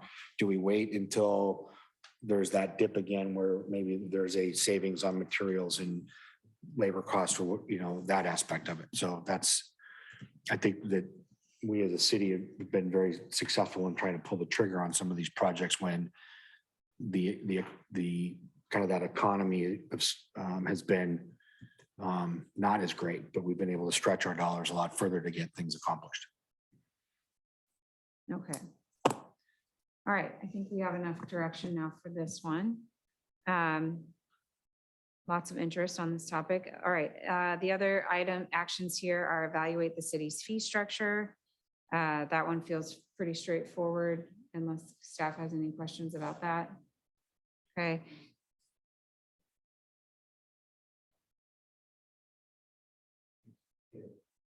Okay, increase engagement with the budget committee. Yep, Councilor Spoon. I think it was a little bit more than that. I think that as a council, we talked about addressing this specifically the street maintenance fee and the parks maintenance fee. Okay. I'm assuming that's a little bit of what that was supposed to address from our goal setting meeting, that there are two specific fees that need to be addressed for permanence and or park maintenance fee and the street maintenance fee. Street maintenance, okay. We've been talking about addressing those for a couple of years now. And then I guess And there is largely another, then there's cost recovery on all the fees. Yes, agreed. I think that Okay. both, all of those exist, but I do think specifically when we talked about that in the initial goal setting session, it was park maintenance and street maintenance and cost recovery, for example, in relation to cemetery and And development. Yeah. Okay. Anything else on fees? That sums that up. Okay, increase engagement with the budget committee. Any additional direction needed on that? We good with that action? Okay. ARPA funds to recover loss and build for the city's future. And then we already talked about the emergency management one. Are we good with this goal area? Anything missing? All right. Great. Is there a short one that we think we can get through before a short break? Let's try parks. No? Yeah, okay. That's fair. How about, let's try engagement. So the overarching goal here is enhance engagement and communications that represents broad perspectives. You guys had some good conversation last time around developing a legislative program and advocacy strategy to help advance some of your goals. Evaluate the implementation of a youth advisory council. Determine the future of the urban renewal agency. And then again, we already talked about this one, the emergency management plan. So staff, any additional direction needed on these actions? No direction. I think we could note the discussions are underway on the urban renewal agency. In fact, a week from tonight, we're going to have a follow-up work session with you on those topics that we've talked about before with the funds and all that. And then again, the ARPA money, that discussion has begun and we're going to be working forward. So I think if you were noting things that were kind of already underway, I would just add that piece. Do you have any clarification on anything?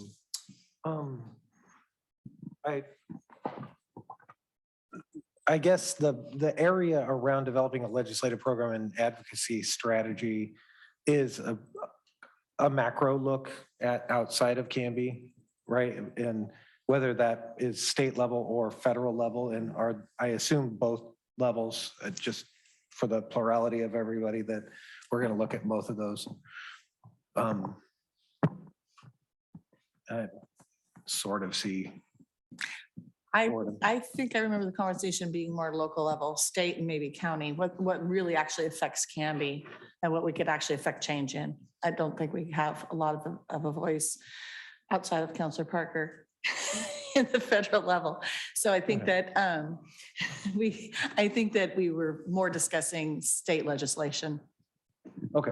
I agree with Counselor Hensley. I would say that I think that the conversation we had a few weeks ago when we talked about it is how do we determine even what we're advocating for? If there's dissent on council, like how do we determine what rises to the level of getting advocacy? Because I don't think that there's consensus largely amongst council on a lot of issues. And so what are the guidelines around that and what do we advocate for? Yeah, we can discuss what those guardrails would be. I think the tolling issue would be a good example of something being that, given that Clackamas County is being kind of the guinea pig here, you've got a lot of cities in the county that are bumping up against this and really advocating, and the county and a lot of letters are going to the OTC that are probably going through the shredder, but that's my assumption.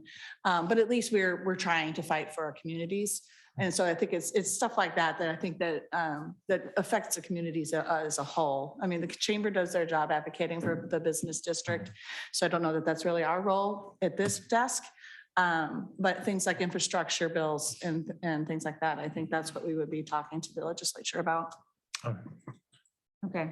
Yeah, Counselor Farwood. Yeah, I know that one of the things, I was talking to somebody from the chamber and they were talking about their legislative committee. And I know that, Councilor Schmidt, right, we do largely disagree sometimes on this dais of what we would want to advocate for. And I know the position that the chamber takes is if they don't agree on it, they just don't take a position on it. So that might be, something that we could do here is, if we disagree on our position on it, it's probably not something that, we should, advocate for, because we'll create more division. I think that's just kind of my thought on that, is if we disagree on something, I don't think we should necessarily advocate for it. Counselor Spoon, and then. Yeah, I think that like what those guardrails are, we can determine at a later time. My concern is I'm not sure there's anything we'll get complete consensus on. And so we have to make a determination about at some point, do we advocate or do we not advocate? If we determine that a complete lack of unanimous vote means we don't advocate, that's fine. But those guidelines I think are to be determined later. And that's the point of this conversation.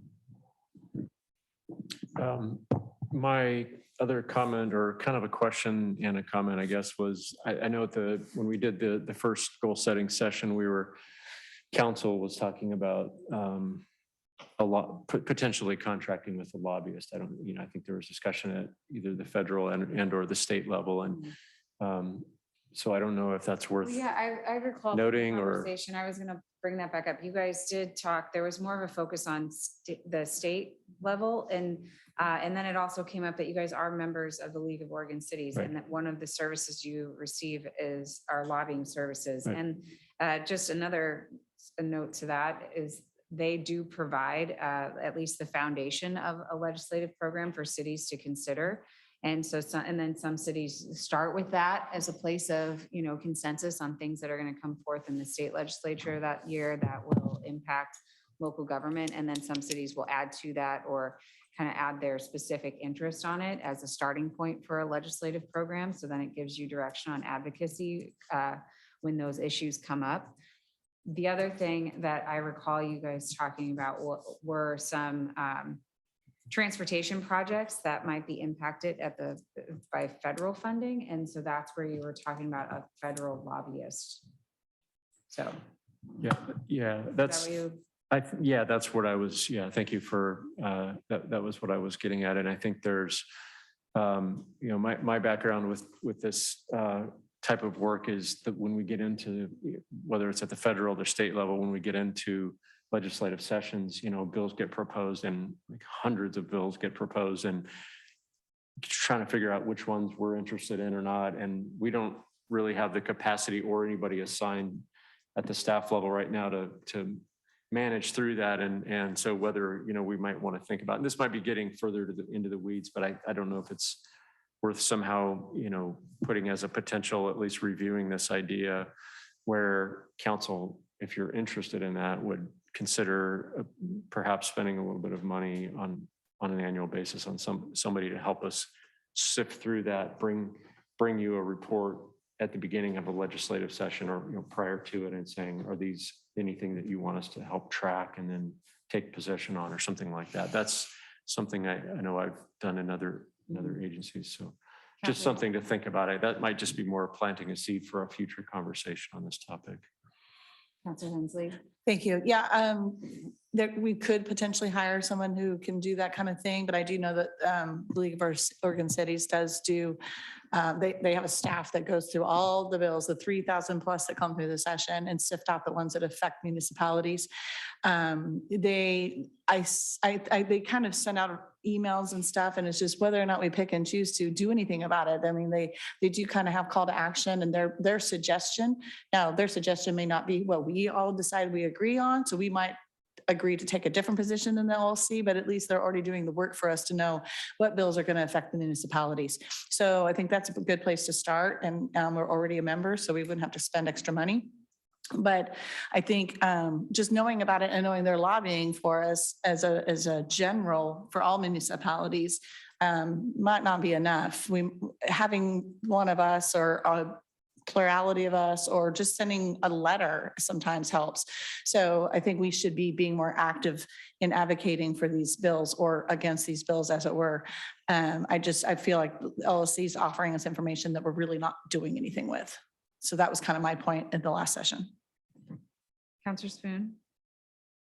Yeah, I agree with that. I think the important note is that it's part of our policy as a council that should anyone speak on behalf of the city, that they have the blessing of the council to do so. And so should we agree to send someone, that we are all aligned on what that person is going to advocate for and what they're going to say. No one, not a single one of us is authorized to speak on behalf of the city without kind of consent or blessing of the plurality of council. So that's an important part of that conversation too, that we don't just send someone without a pre-aligned message. So just to kind of bring this one home, I think there are many cities out there that have pretty robust legislative programs, and perhaps the staff's direction here is to bring back a few examples of what it entails and the resources required as part of your budget discussions. Here's what you get based on how much money you spend. Is that fair, staff? Yeah, okay. Is everybody good with that? That approach? Okay, great. Any others on this one that you want to touch on? Are you good with how those are presented?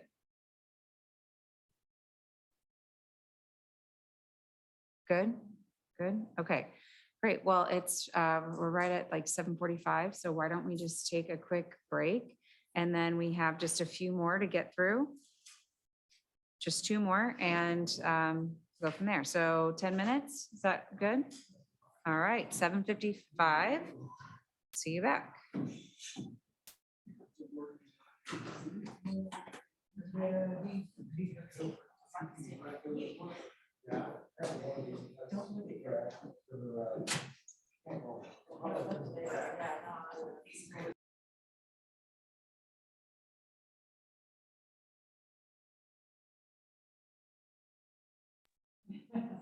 There we go. Okay.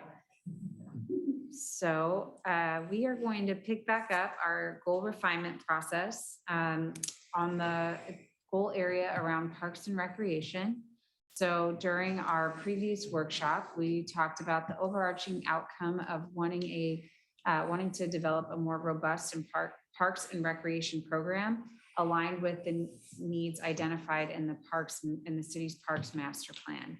So a couple of the ideas that came up under this goal area were or strategies to advance this goal were to explore partnership options with the school district for property sale, exchange, or long-term lease, to pursue the legal determination on the wayside use, to evaluate sustainability, and that's one I think needs a little more direction, as well as developing a communication and engagement plan. And that one also needs some more direction.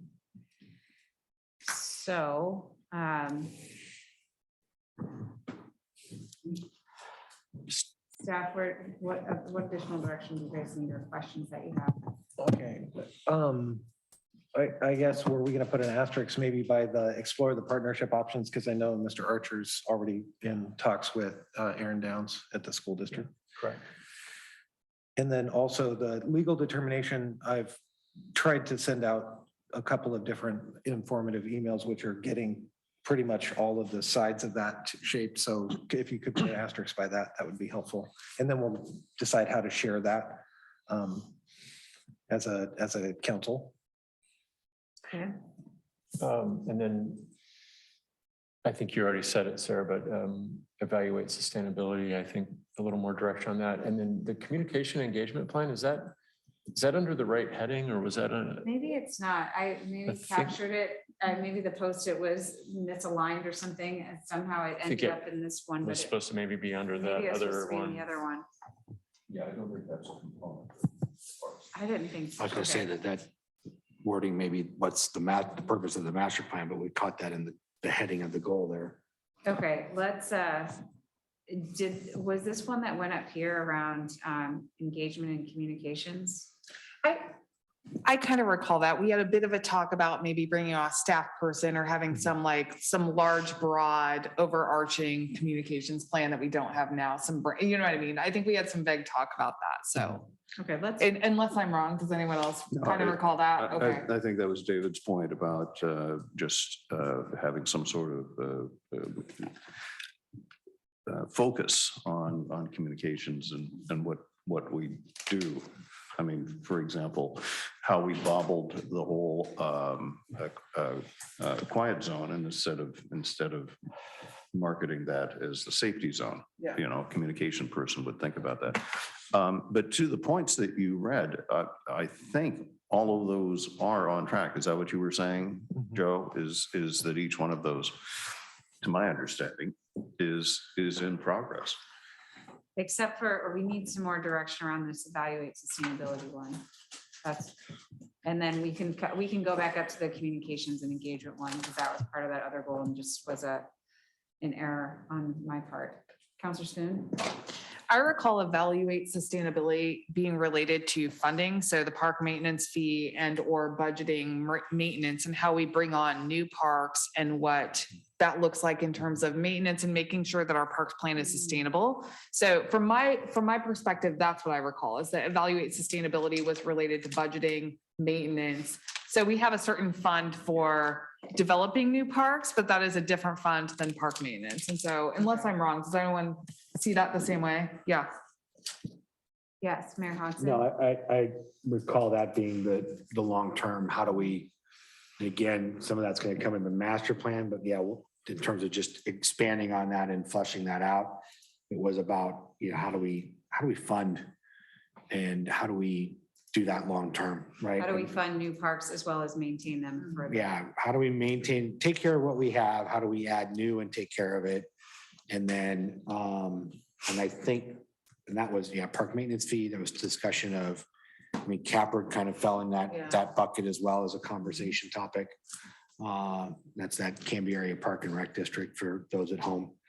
I think fell under that sustainability piece. The Parks District.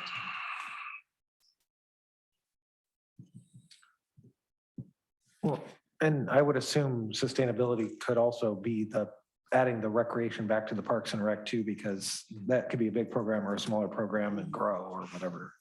Did we put staffing in this section as well? Did you type that in there, Sarah? I don't have anything specifically Part of the related to budgeting. staff, Part of the That's budget. part of that. but evaluating the staff resources necessary to, Yeah, the that's part of that sustainability. Right, because that, going back to our earlier conversation, when we ran an economic challenge in 7 through 9, the hit was taken to the parks team. And that's what put us kind of behind on the whole maintenance aspect. So, you know, so how do we prevent that for the future too? okay, Sir. yes. Counselor Parker. Yeah, I think in terms of council goals, we've already established that we're not going to build any parks that we can't maintain. To me, the sustainability is asking staff to bring us back and for us to have on the agenda, Mayor, a discussion and vote on extending the park maintenance fee. Part of the staff work is the analysis of what our parks look like without the fee and what we can do with it. But in terms of sustainability for me, that is the policy point that we haven't faced yet. I think in terms of a goal, all of us are on board in terms of we're not going to build a park if we can't maintain it.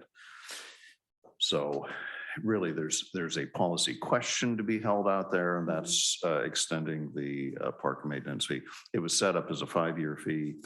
We're getting on the downward slope on that.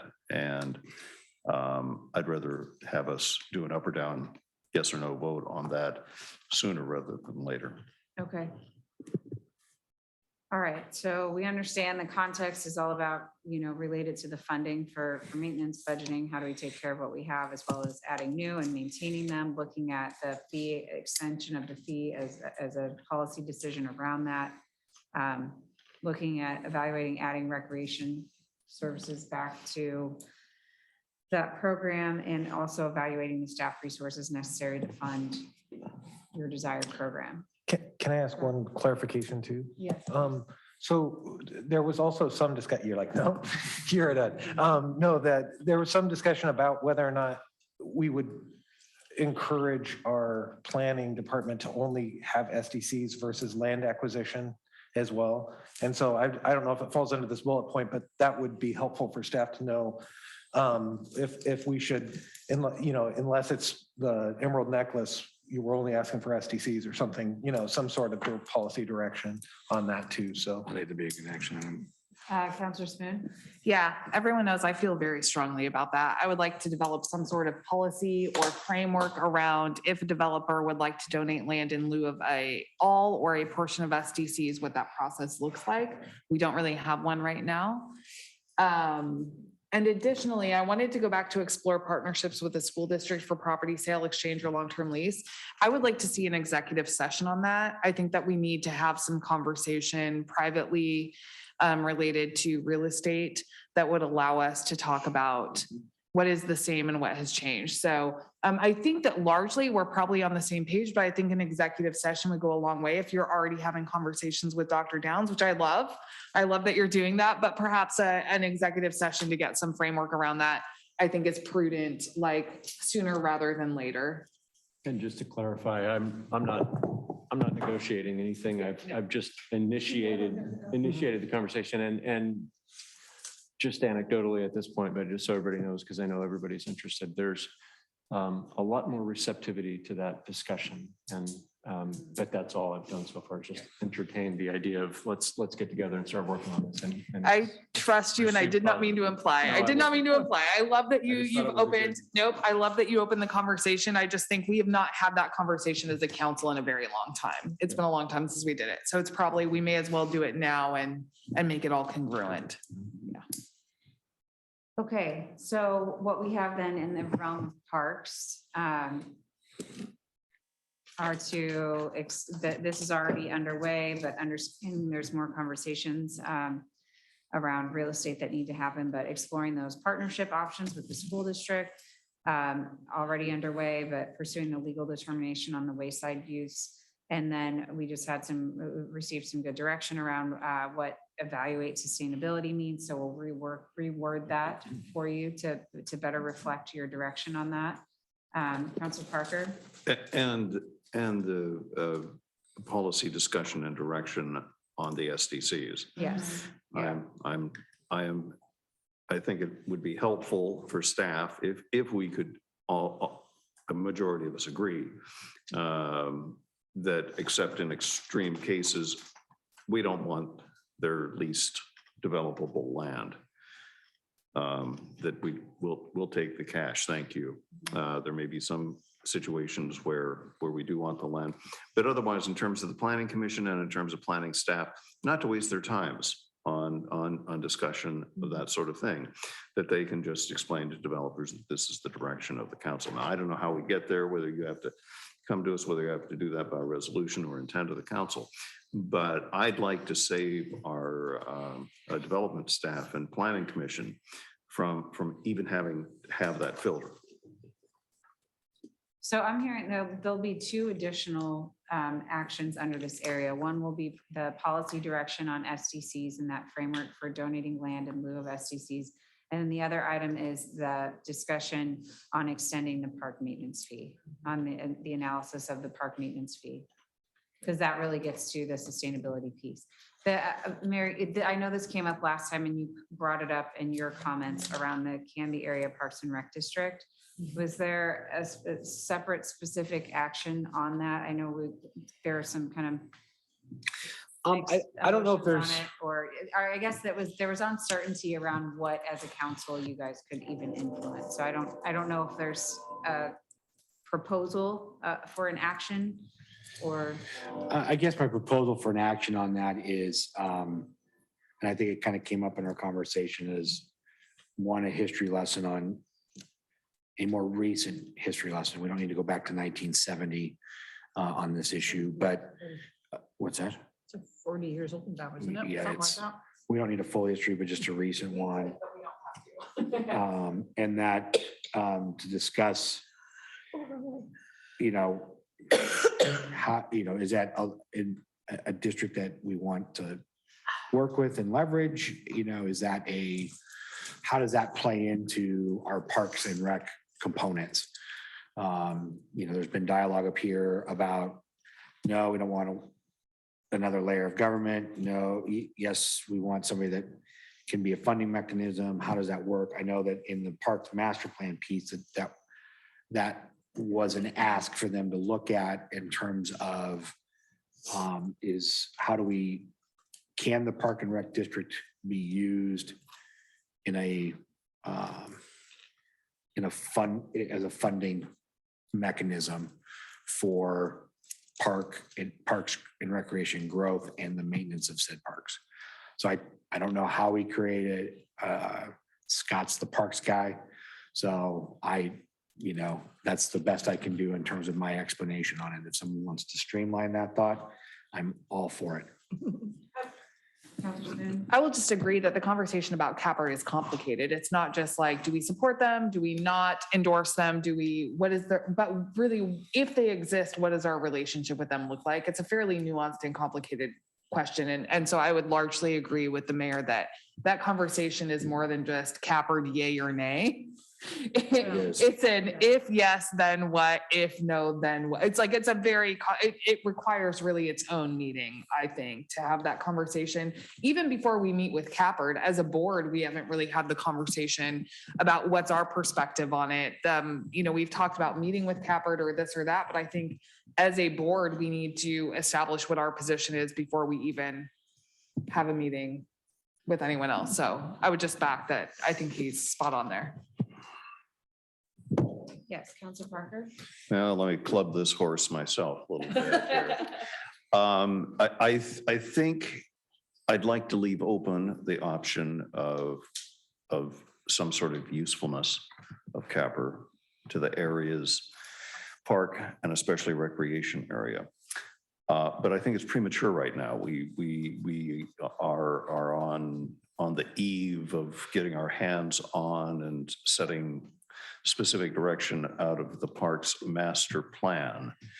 And I think we've got a fistful of decisions that we need to make on that.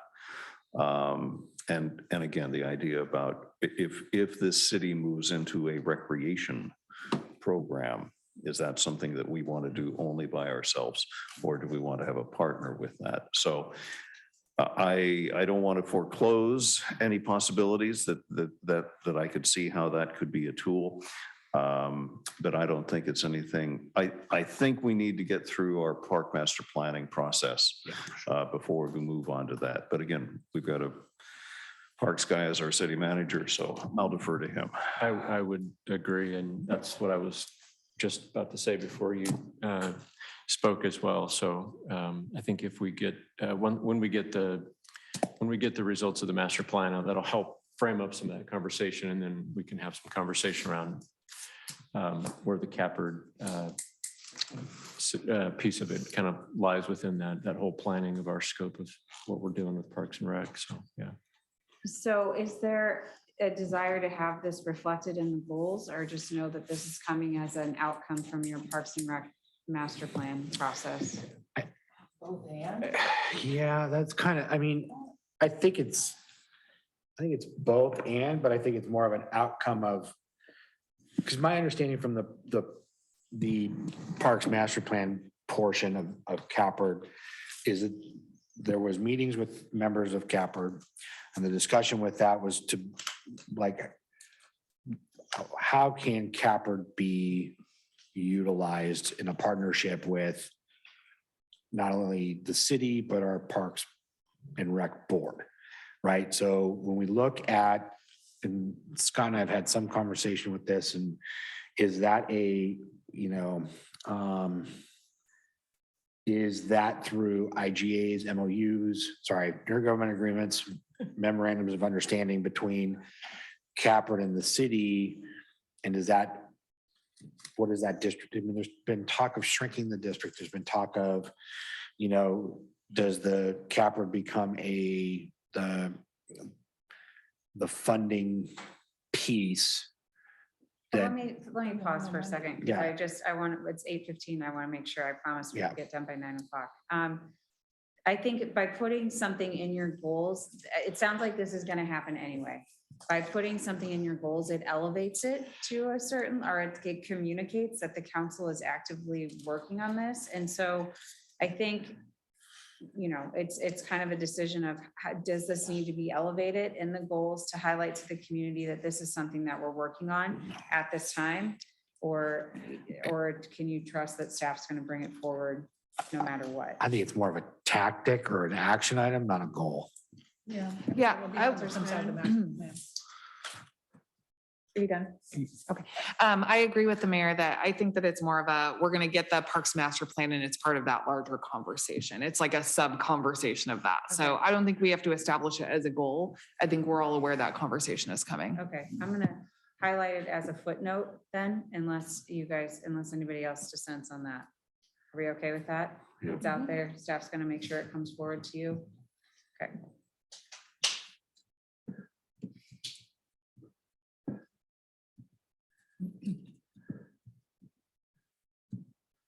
Okay, great.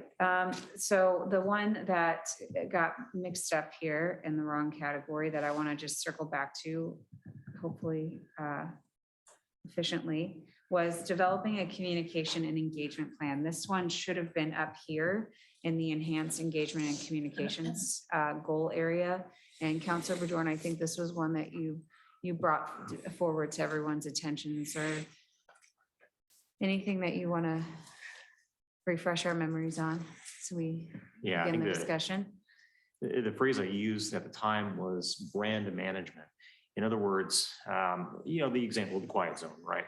The community has been asking dozens of questions about it again and again and again. Maintenance of 99E, that is ODOT's responsibility, not the city's.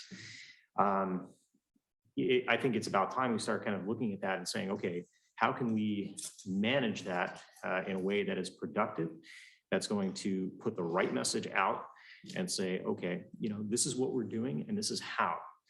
So, it hopefully minimizes more of those questions on social media instead of, keeping it to, hey, look at the city's website, right? We've got all this information right here in front of us, right? Look at that, reference that first. And if you have any questions, email one of us, email, someone on, staff, right? And say, hey, I need clarification on this, right? Okay, Councilor Spoon? I completely agree with Councilor Bajorn. From my perspective, the way that that's executed is administratively, and us throwing the support behind Scott to make a budget request for a PIO, a public information officer, someone on staff who is equipped, trained, and ready to kind of be the master of communication. So I think you're 100% right. I think our city has grown enough that now it's time for that. I think the venue to get there is probably administrative. And so I'm not sure that a goal is the right plan, but I think we could probably get consensus to like back Scott in making a decision budgetarily to hire a PIO. And if I think that we're on the same page about where that's headed. I'm not sure there's really a policy decision there, but I think that policy wise, we can agree that's a desire of council, but that executing that is really an administrative task. Other thoughts on this from the council? Yeah, oh, Counselor Parker, sorry. It's getting late. I'm assuming now that I'm looking at you, you raised your hand. Yes, go ahead. You probably made the right choice. Well, another way to skin this cat is to establish as a goal that the city have a communications plan, communications and citizen involvement plan. The mayor and I have been talking about this how many years, that the structure that we have for citizen involvement is the same one that's existed for 50 years. And finally, with hybrid meetings, we're able to get around the fact that citizens who have childcare issues or ambulatory or transportation issues can still participate. Instead of having to be on site for these meetings. So I see them as two sides of the same coin, is communication and strategic communication. What are the top 5 things that people don't understand? And then for the next year, let's have an education program that for every one of us who shows up at a Kiwanis meeting or Rotary or whatever, that we've got these talking points. And also taking a look at our citizen involvement program, that we have a paucity of people from Spanish speaking background in our boards and commissions and our council, putting some resources into that. But unless you need me to send you a fax, I bet you probably already have it. I understand where we're coming from on this. Any additional comments on this? Mayor Hodson. Thank you. Great idea, great pieces to that. There still is a component, as we know, that no matter how much information you put out there, people have to want to digest that information. And oftentimes, yeah, social media becomes that vehicle of like, well, I'm just going to tag all the city councilors and hopefully someone will answer my question within Canby now, and oftentimes that ends up happening is they get an answer in that capacity. If I recall back, we'll jump in the Wayback Machine and go to 2006 and 7. We had a assistant city recorder that did a newsletter, did bulk emails out to people and things like that. And unfortunately, that position was one that got eliminated. And now here we're back. We've got Maya back in the role. We have an assistant city recorder. I don't know if that's something that within her work scope, again, if that's something we want to pursue and whatnot, then that's obviously falls in Scott's purview to work that out with the team and whatnot. I think there's great things to be able to put those communication pieces out there and point to it and say, actually, if you check out the website and go to those past articles, they're readable. I mean, or it's one of those like, great, these are the topics that we're going to put in a newsletter, January, February, March, April and May of every year, and until it's kind of ad nauseum, right? Obviously a newsletter that outlines the urban renewal district would be about a 14-page document that no one would read anyways, but very few, but but when we get into some of those items that are constantly coming up all the time at, community meetings, how do we capture that? So I don't know if it's leveraging a current person. I don't know if that's providing the tools to somebody already on staff on how to be a PIO. Is that a service? Is that, we're just in our conversation, I was jotting down, we're we're kind of adding a lot of headcount. So that's something to be cognizant of as well. So Well, I just, again, I want to try to keep this moving along. I see your hand. Let me see if this brings clarity, but am I hearing enough agreement from the council that you at least want to, not talking about how we're getting there, because again, I think staff will bring forward some options for how you get there, but the goal that you have a communication and engagement plan in place? yes. Yeah. Yes, yes. Counselor Spoon, is there something you want to add? Yeah, I guess I kind of wanted to address, we're adding headcount. I mean, the city has grown exponentially since we've added headcount, and there comes a point when headcount needs to be added. And I think we need to acknowledge that, yes, there is an expense to adding headcount, but that is a necessary part of growth, and growth adds to the tax base to allow for that. So I think that is probably a policy issue, is how much, and that goes back to the reserve study and how much we want to have in reserves. That's all part of the larger conversation. But I acknowledge it requires head growth. I think that though our community has grown and necessitates some growth in staffing. I would add though that I think the conversation maybe for staff is, it sounds like there's a difference in our opinion about whether communication should be kind of passive in nature and let's just have a newsletter every couple months, or proactive and engaged and drawing it out, and what that looks like. And that's probably administrative, but it sounds to me like that's the difference in perspective, is passive communications versus proactive, engaged, reach out communications. So again, I think you guys could probably debate this for a long time, but again, I'm going to defer back to the fact that there are many good examples out there of communications and engagement. I will say this is timely because the way that cities are doing this work has changed quite a bit in the last couple of years. Community expectations, as people have become much more comfortable communicating electronically and on Zoom and doing hybrid meetings and things like that. People's desires have changed. So I think your team can probably bring you back some great examples of programs and ways that you can do communication, which I always couch as that is information out, and the kind of those more passive ways of providing information versus engagement, which is kind of what Councilor Parker was talking about, of how do we truly involve the citizens and engage them in various decision-making processes and really understanding community attitudes. So I think that you guys have some pretty solid direction on how to take this forward and bring it back to the council. And you guys can have some lively policy discussions on how you achieve that through the budget process and allocating resources. So is everybody good with leaving it at that tonight? We'll have those policy discussions when you're long gone, so you don't have to listen to them anymore. You guys, I can hardly wait to read about how it all comes together. It's going to be beautiful headlines, I'm sure.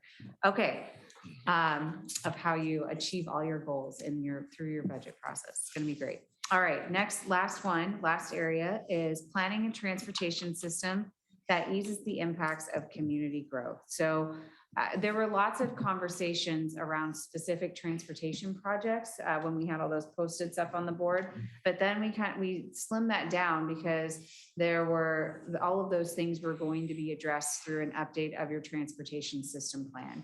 And so that's a big objective under here. That's the first one. There was some discussion on the future of the Canby ferry. That one was one where I didn't have a ton of notes about that, so probably need some additional direction on that one. We had a lot of discussion around this too, of building relationships with ODOT and Clackamas County to plan and fund future transportation improvements, and then doing some advocacy for Berg Parkway. So those were the 4 items I had left under the transportation category. So we'll start with staff. Any additional direction needed on these objectives? I think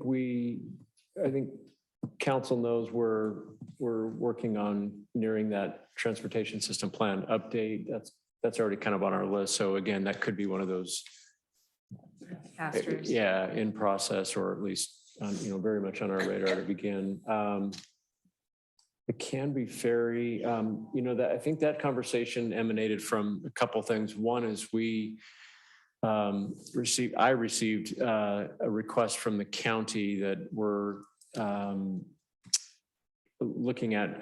It's on our list of items to bring to the council, some discussion about potentially participating in some funding and just kind of helping the county support that and keep the Canby, whether we want to help keep the Canby Ferry operational. I think the other prong of that discussion was just that there's a general interest in it. It's, something that's kind of an icon of our community and what the council's level of interest is there. So there's a specific request from the county that's already kind of in motion, and we were going to bring that to the council. And the other is that I think was a bigger discussion that I recall having some discussion around that. Okay. Just for clarification, is the Burke Parkway, is that basically the Arndt Road extension? Is that what the idea is? Okay. The what? The Arndt Road extension, it's because it says Burke Parkway, but I just wanted to double check and make sure that that's the idea. Okay. Because there are 3 different options and one of them does indeed go into the Parkway, but. Yeah. So it's more of a Burke Parkway / Arndt Road. Can you say the name of the road one more time? ARNDT. ARNDT, between trains and. Yeah. That could mean a lot of things. Okay. Counselor Varwig, and then Counselor Hensley. Yeah, I think as far as the Canby Ferry future, and I mean, obviously advocacy for Burke Parkway, we need it. A lot of those are outside of our hands. So while being on our goal setting, the Canby Ferry is outside of our city boundary and owned by the county, and loses $400,000 a year. That doesn't seem like it would be good use of funding. But I think a lot of that is outside of our control. And I guess if we're just saying advocacy, that can stay on, that's good on there, but I don't know how much we can do on those 2 things right now. Counselor Hensley.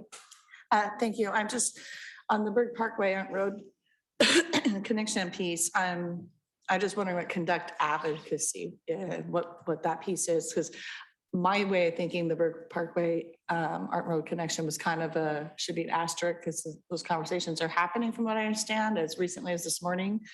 I heard that you had just had a meeting. So would that be an asterisk item that you're already working on it? So I'm wondering what the advocacy piece is. I don't recall that part of the conversation last time. So what's the advocacy? What are we looking at in that word?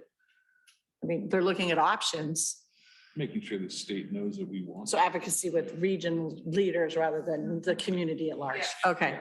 Yeah, Okay. more- I think that was my idea. But that's regional. an asterisk item though, in my view, because you're already kind of having those conversations, correct? Yes, and it's specifically, that one mostly is with the county, I think. So that's probably the agency we'd be advocating to or with. But yes, there are conversations with within the transportation realm of things happening, and yeah. Okay. Counselor Spoon and then. I Counselor think that Parker. was my item, and it was advocacy because it's a multi-agency project. And I think one of my concerns was, I'm told the advocacy is happening, not necessarily at the staff level, though it's great that you had a meeting, but I was told in the goal setting session that advocacy is happening. I don't think council's had a conversation about what we're advocating for, what we're looking for. So I was a little bit concerned at the idea that advocacy was happening outside of a plurality of council agreeing on what that advocacy is and what we're looking for. So I think that maybe a work session on what that project is, what we're looking for, and what a plurality of council agrees to advocating for, because I guess I was a little bit surprised in our goal setting session to be told, no, we're advocating for that all the time at C4 or with the county or with the state, when I don't think council's met about what that advocacy looks like. And our policy actually requires a plurality of council to agree on what advocacy looks like. So I think that a meeting of the minds would be appropriate at this point in time Okay. for that. Okay. It's good direction. Counselor Parker. Well, I was going to try and offer some shorthand. How about as a policy goal that we want to explore strategies that will improve our access to I-5?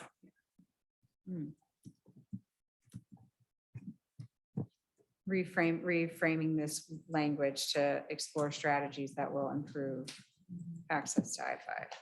I'll take any one of them. Just give me something. Okay. Council, are you guys good with, the rest of you good with reframing that language to? And then to Counselor Spoon's point, having some more discussion around what that looks like and being clear about what you're advocating for? Yes? Okay, great. Any additional comments on these other ones? I think you guys are all in favor of updating the transportation system plan. That is one that addresses a lot of the ideas that came up in that idea mapping conversation. Any dissent there? Okay. And then just the building of the relationships with ODOT and Clackamas County to help you plan and fund some of those transportation improvements that might come up as part of that transportation system planning process. All in support of that? Okay. Well, we have covered and refined all of these. So to kind of begin the process of wrapping up, how, just on a scale of 1 to 10, we'll go across the dais here. How are you feeling? 1 being, we really missed the mark. 10 being, I feel really confident about these goals, these shared goals going forward, and excited to work on them. So 1 to 10, how are you feeling? We'll start with Counselor Bajoran. I'm at 8. 8, okay. Counselor Varway? Probably 7.5. 7.5. All right, Mayor Hodson? Okay, good. Counselor Hensley? 7, all right. Counselor Parker? Okay, Counselor Spoon? 8, good. I feel like those are good marks. That's a pretty solid vote of confidence. I had a group the other night where we had some 2s and they still had some work to do. So 7s and above I feel you guys are in the right direction and had some really good conversation about the goals. Staff, any other questions on the goals? Okay, let's talk just quickly about the goal implementation piece. So this is an opportunity for the council to provide some feedback on how you'd like to see the goals, like progress reported, and how often, what the frequency is of when you check in on the goals or how you check in on the goals. So just a couple of examples in other agencies. Sometimes in staff reports, there'll be a section that's highlighted of it being like a council goal area. So you know that it's related to the goals that you set when something comes forward, and it's really clear on how it connects with this conversation that you've had and how it's coming forward in a staff report. So that's one option to keep it front and center. Some groups decide they want quarterly check-ins. I'll just tell you that sometimes that can be really tedious for staff to turn those reports around all the time. So just be mindful of the frequency for which you're asking for updates. Sometimes just every 6 months, checking in on the goals feels appropriate. And then definitely, I would always recommend an annual check-in on the goals to see what's changed, what needs to be updated.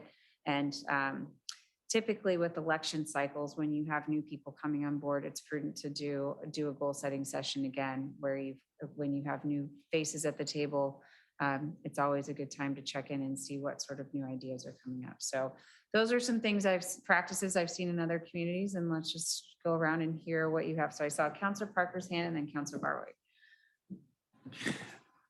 My suggestion would be to ask our administrative team for their recommendations. The last thing they need is for us to engineer some goofy plan that they then have to carry out. I'd rather us approve their goofy plan on how to do this. I remember at Gresham when I was there on this exact question. On every report that we submitted to the council, we had to say which goal this applies to. So I'd rather have our administrative team say, here is something that we can do that's workable within. I don't want to have a reporting scheme that increases the number of hours on every project we do. Councilor Barwick?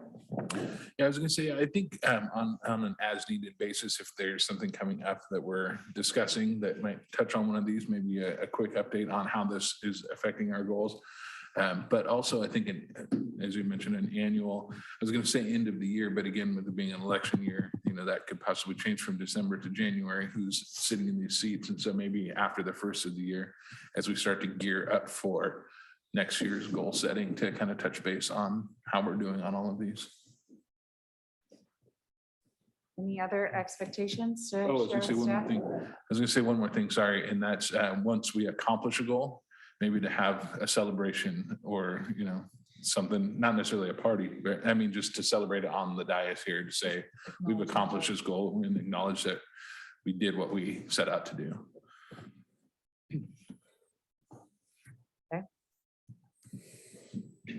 Counselor Spoon?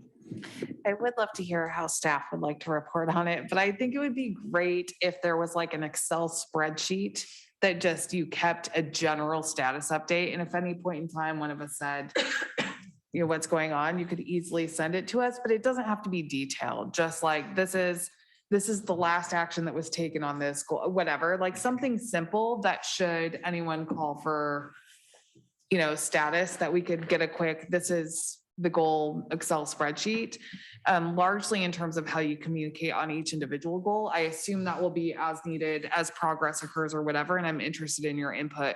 But it would be nice to have a general spreadsheet that if we said, you could just send us like, this is last action taken, this is where we're at. Okay, Mayor Hodson?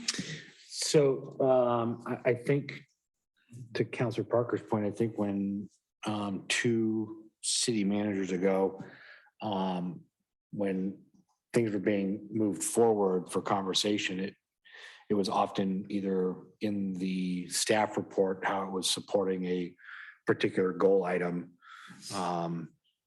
that we had identified. So I think doing something like that in a staff report would be, hey, this falls under goal such and such and is meeting or moving towards that. And I think to build on maybe Councilor Spoon's comment is even like a Gantt chart almost of like, the projects listed out to where, great, we're 10% of the way there, we're, 80% of the way there, that kind of thing. And I like the idea of, we'll do high fives when we complete something on the list, and we'll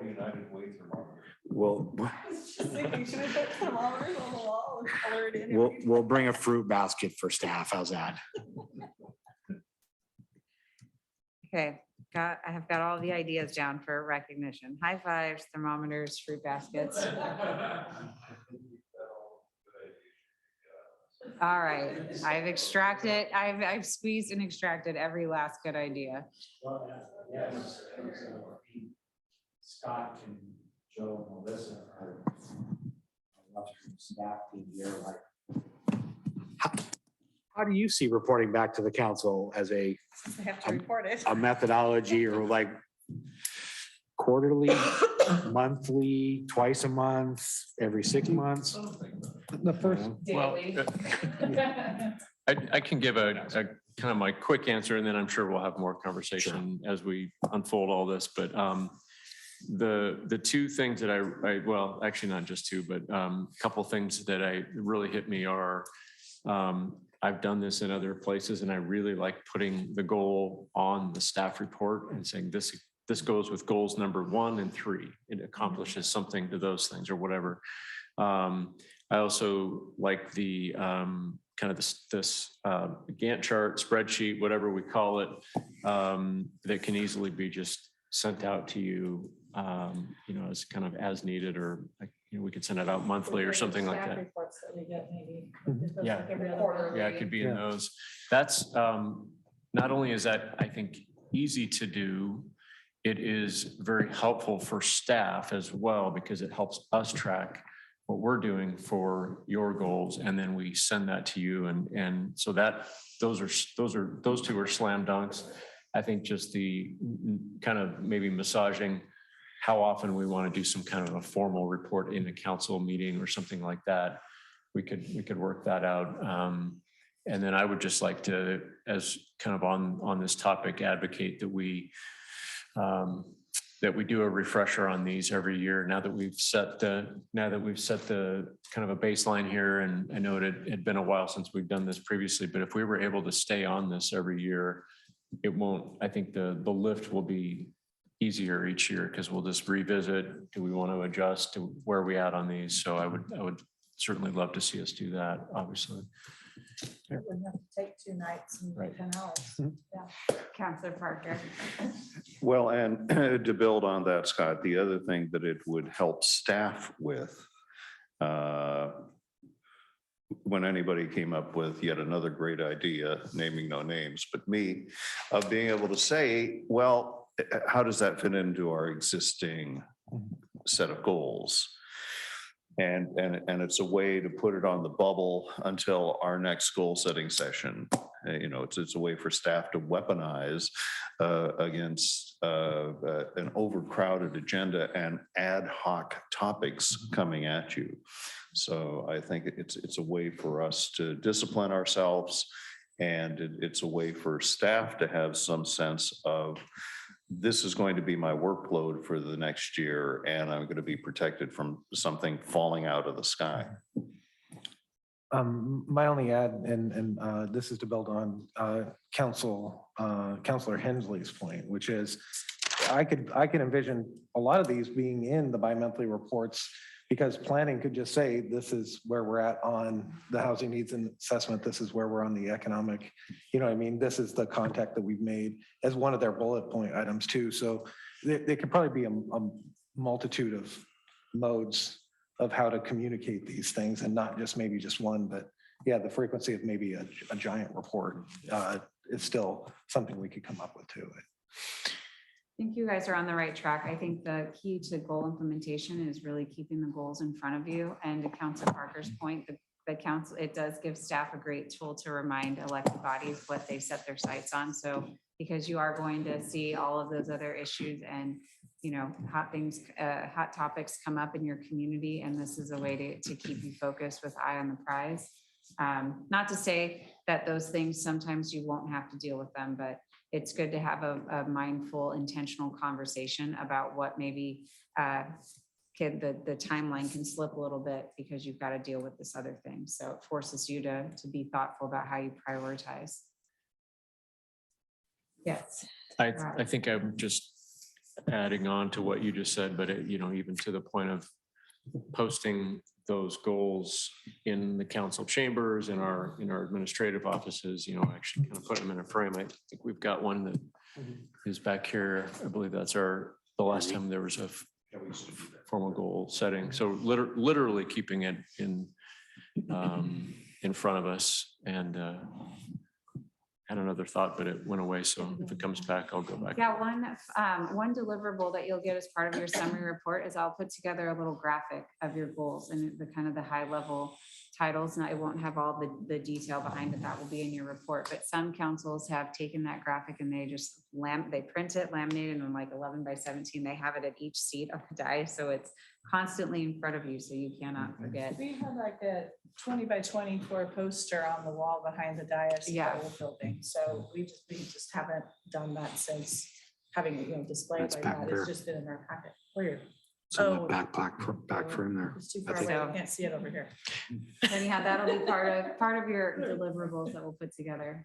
And you just reminded me what the thing I couldn't remember was, which is maybe I'm jumping ahead to what you were going to talk No, go about, but I ahead. think the implementation, and I guess I wanted to make sure with council where we're at here is how we're going to receive the final information from you and when we might expect that. And then the idea that we would bring that to council to adopt or officially, you know, recognize that these are the goals as soon as we're able to. So do you have, Yes.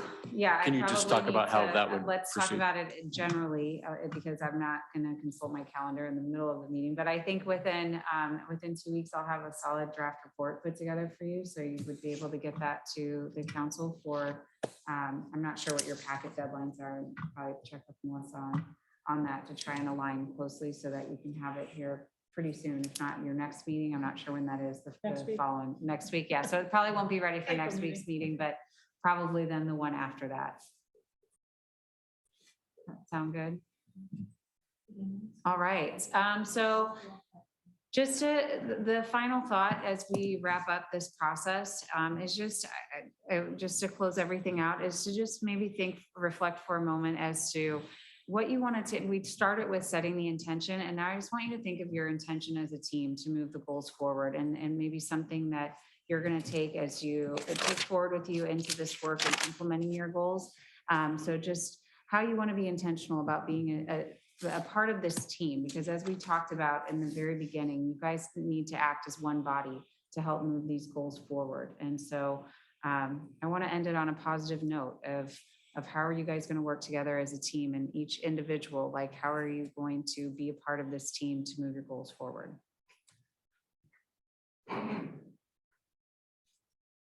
It's important. I mean, you've dedicated all this time and energy into forming goals. And so you guys game for it's just a quick statement. You don't have to, it doesn't have to be lengthy. I would actually encourage you to keep it 30 seconds or less of just, a thought or a sentiment on that.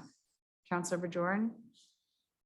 I think for me, it'll just be constantly keeping my eye on the prize. Whenever things get a little dicey out of hand, saying, hey, let's focus on what we're trying to achieve here as a group. All right, Councilor Barway? I think remembering who we serve and that we're here to serve the citizens of Canby and not ourselves.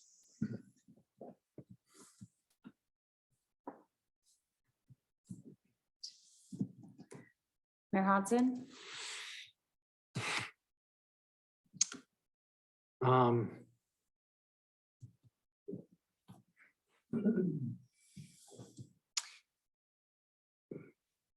Can you repeat the question for me, please? Just how you're, again, how you're going to reflect on how you're going to be a team player to help move these goals forward.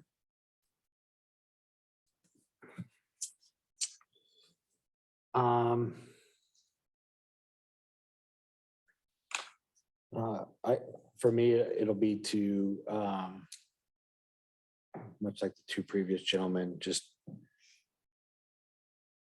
keep us moving forward. And listen and react differently.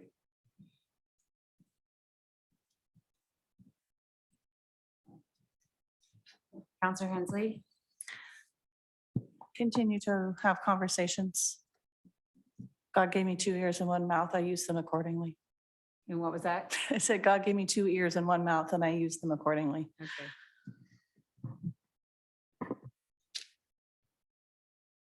All right, Councilor Parker? Well, usually I require a little more processing time, but let me give you this. It's to do, as we were talking about with our administrative team, and that's to try and focus my strategies into the goals that we've just worked on. All right, Councilor Spoon?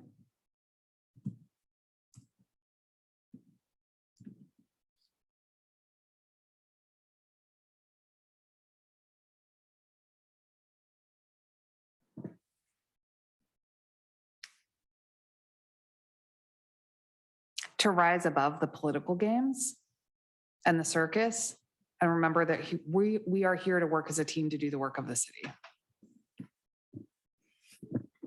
Right. Oh, I think there's some common themes there. You guys are committed to serving your community. I hope you feel really good about this process. You guys have done some really great work together. And I'm really looking forward to seeing how it comes to fruition the next time I come through Canby to see how you guys are implementing these goals. I'll be working with your staff team to get this report together for you, and hope to see you guys adopted at that meeting, not the next meeting, but the following meeting. And just appreciate your engagement and your participation in the process. Thank you so much. Just a closing comment for me, if I might. First of all, I want to thank Sarah for your excellent work and for sticking with us. Really appreciate you working us into your schedule and kind of on a little bit of a shorter notice this year. And then thank you to council. I cannot tell you how much how helpful this is to your staff to be able to have the goals clearly defined, have tangible work items that we're sure that you've agreed upon that we want to work forward on. So I look forward to working with you, council and mayor on bringing these things through the process. And, you know, we're already on our way on some of them, but I think this is just a really helpful tool for us. And it means a lot that you did this. So just want to say thank you. All right. Mary, gonna call back to you to do the official adjourning. Well, Sarah, thank you for your time and your efforts in bringing us to a conclusion. I think there are some really great things here, and I know that we've got action items I know that staff will add to get these goals achieved. So with that being said, our work session is done. I move we adjourn. Second. Anyone, all those in favor? Aye. Our work session's over. Good night, Canby. All right.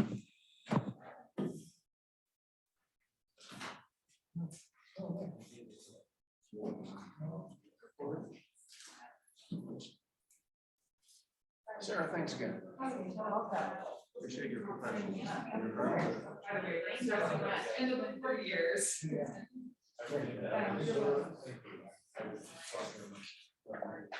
Oh, yeah. Okay.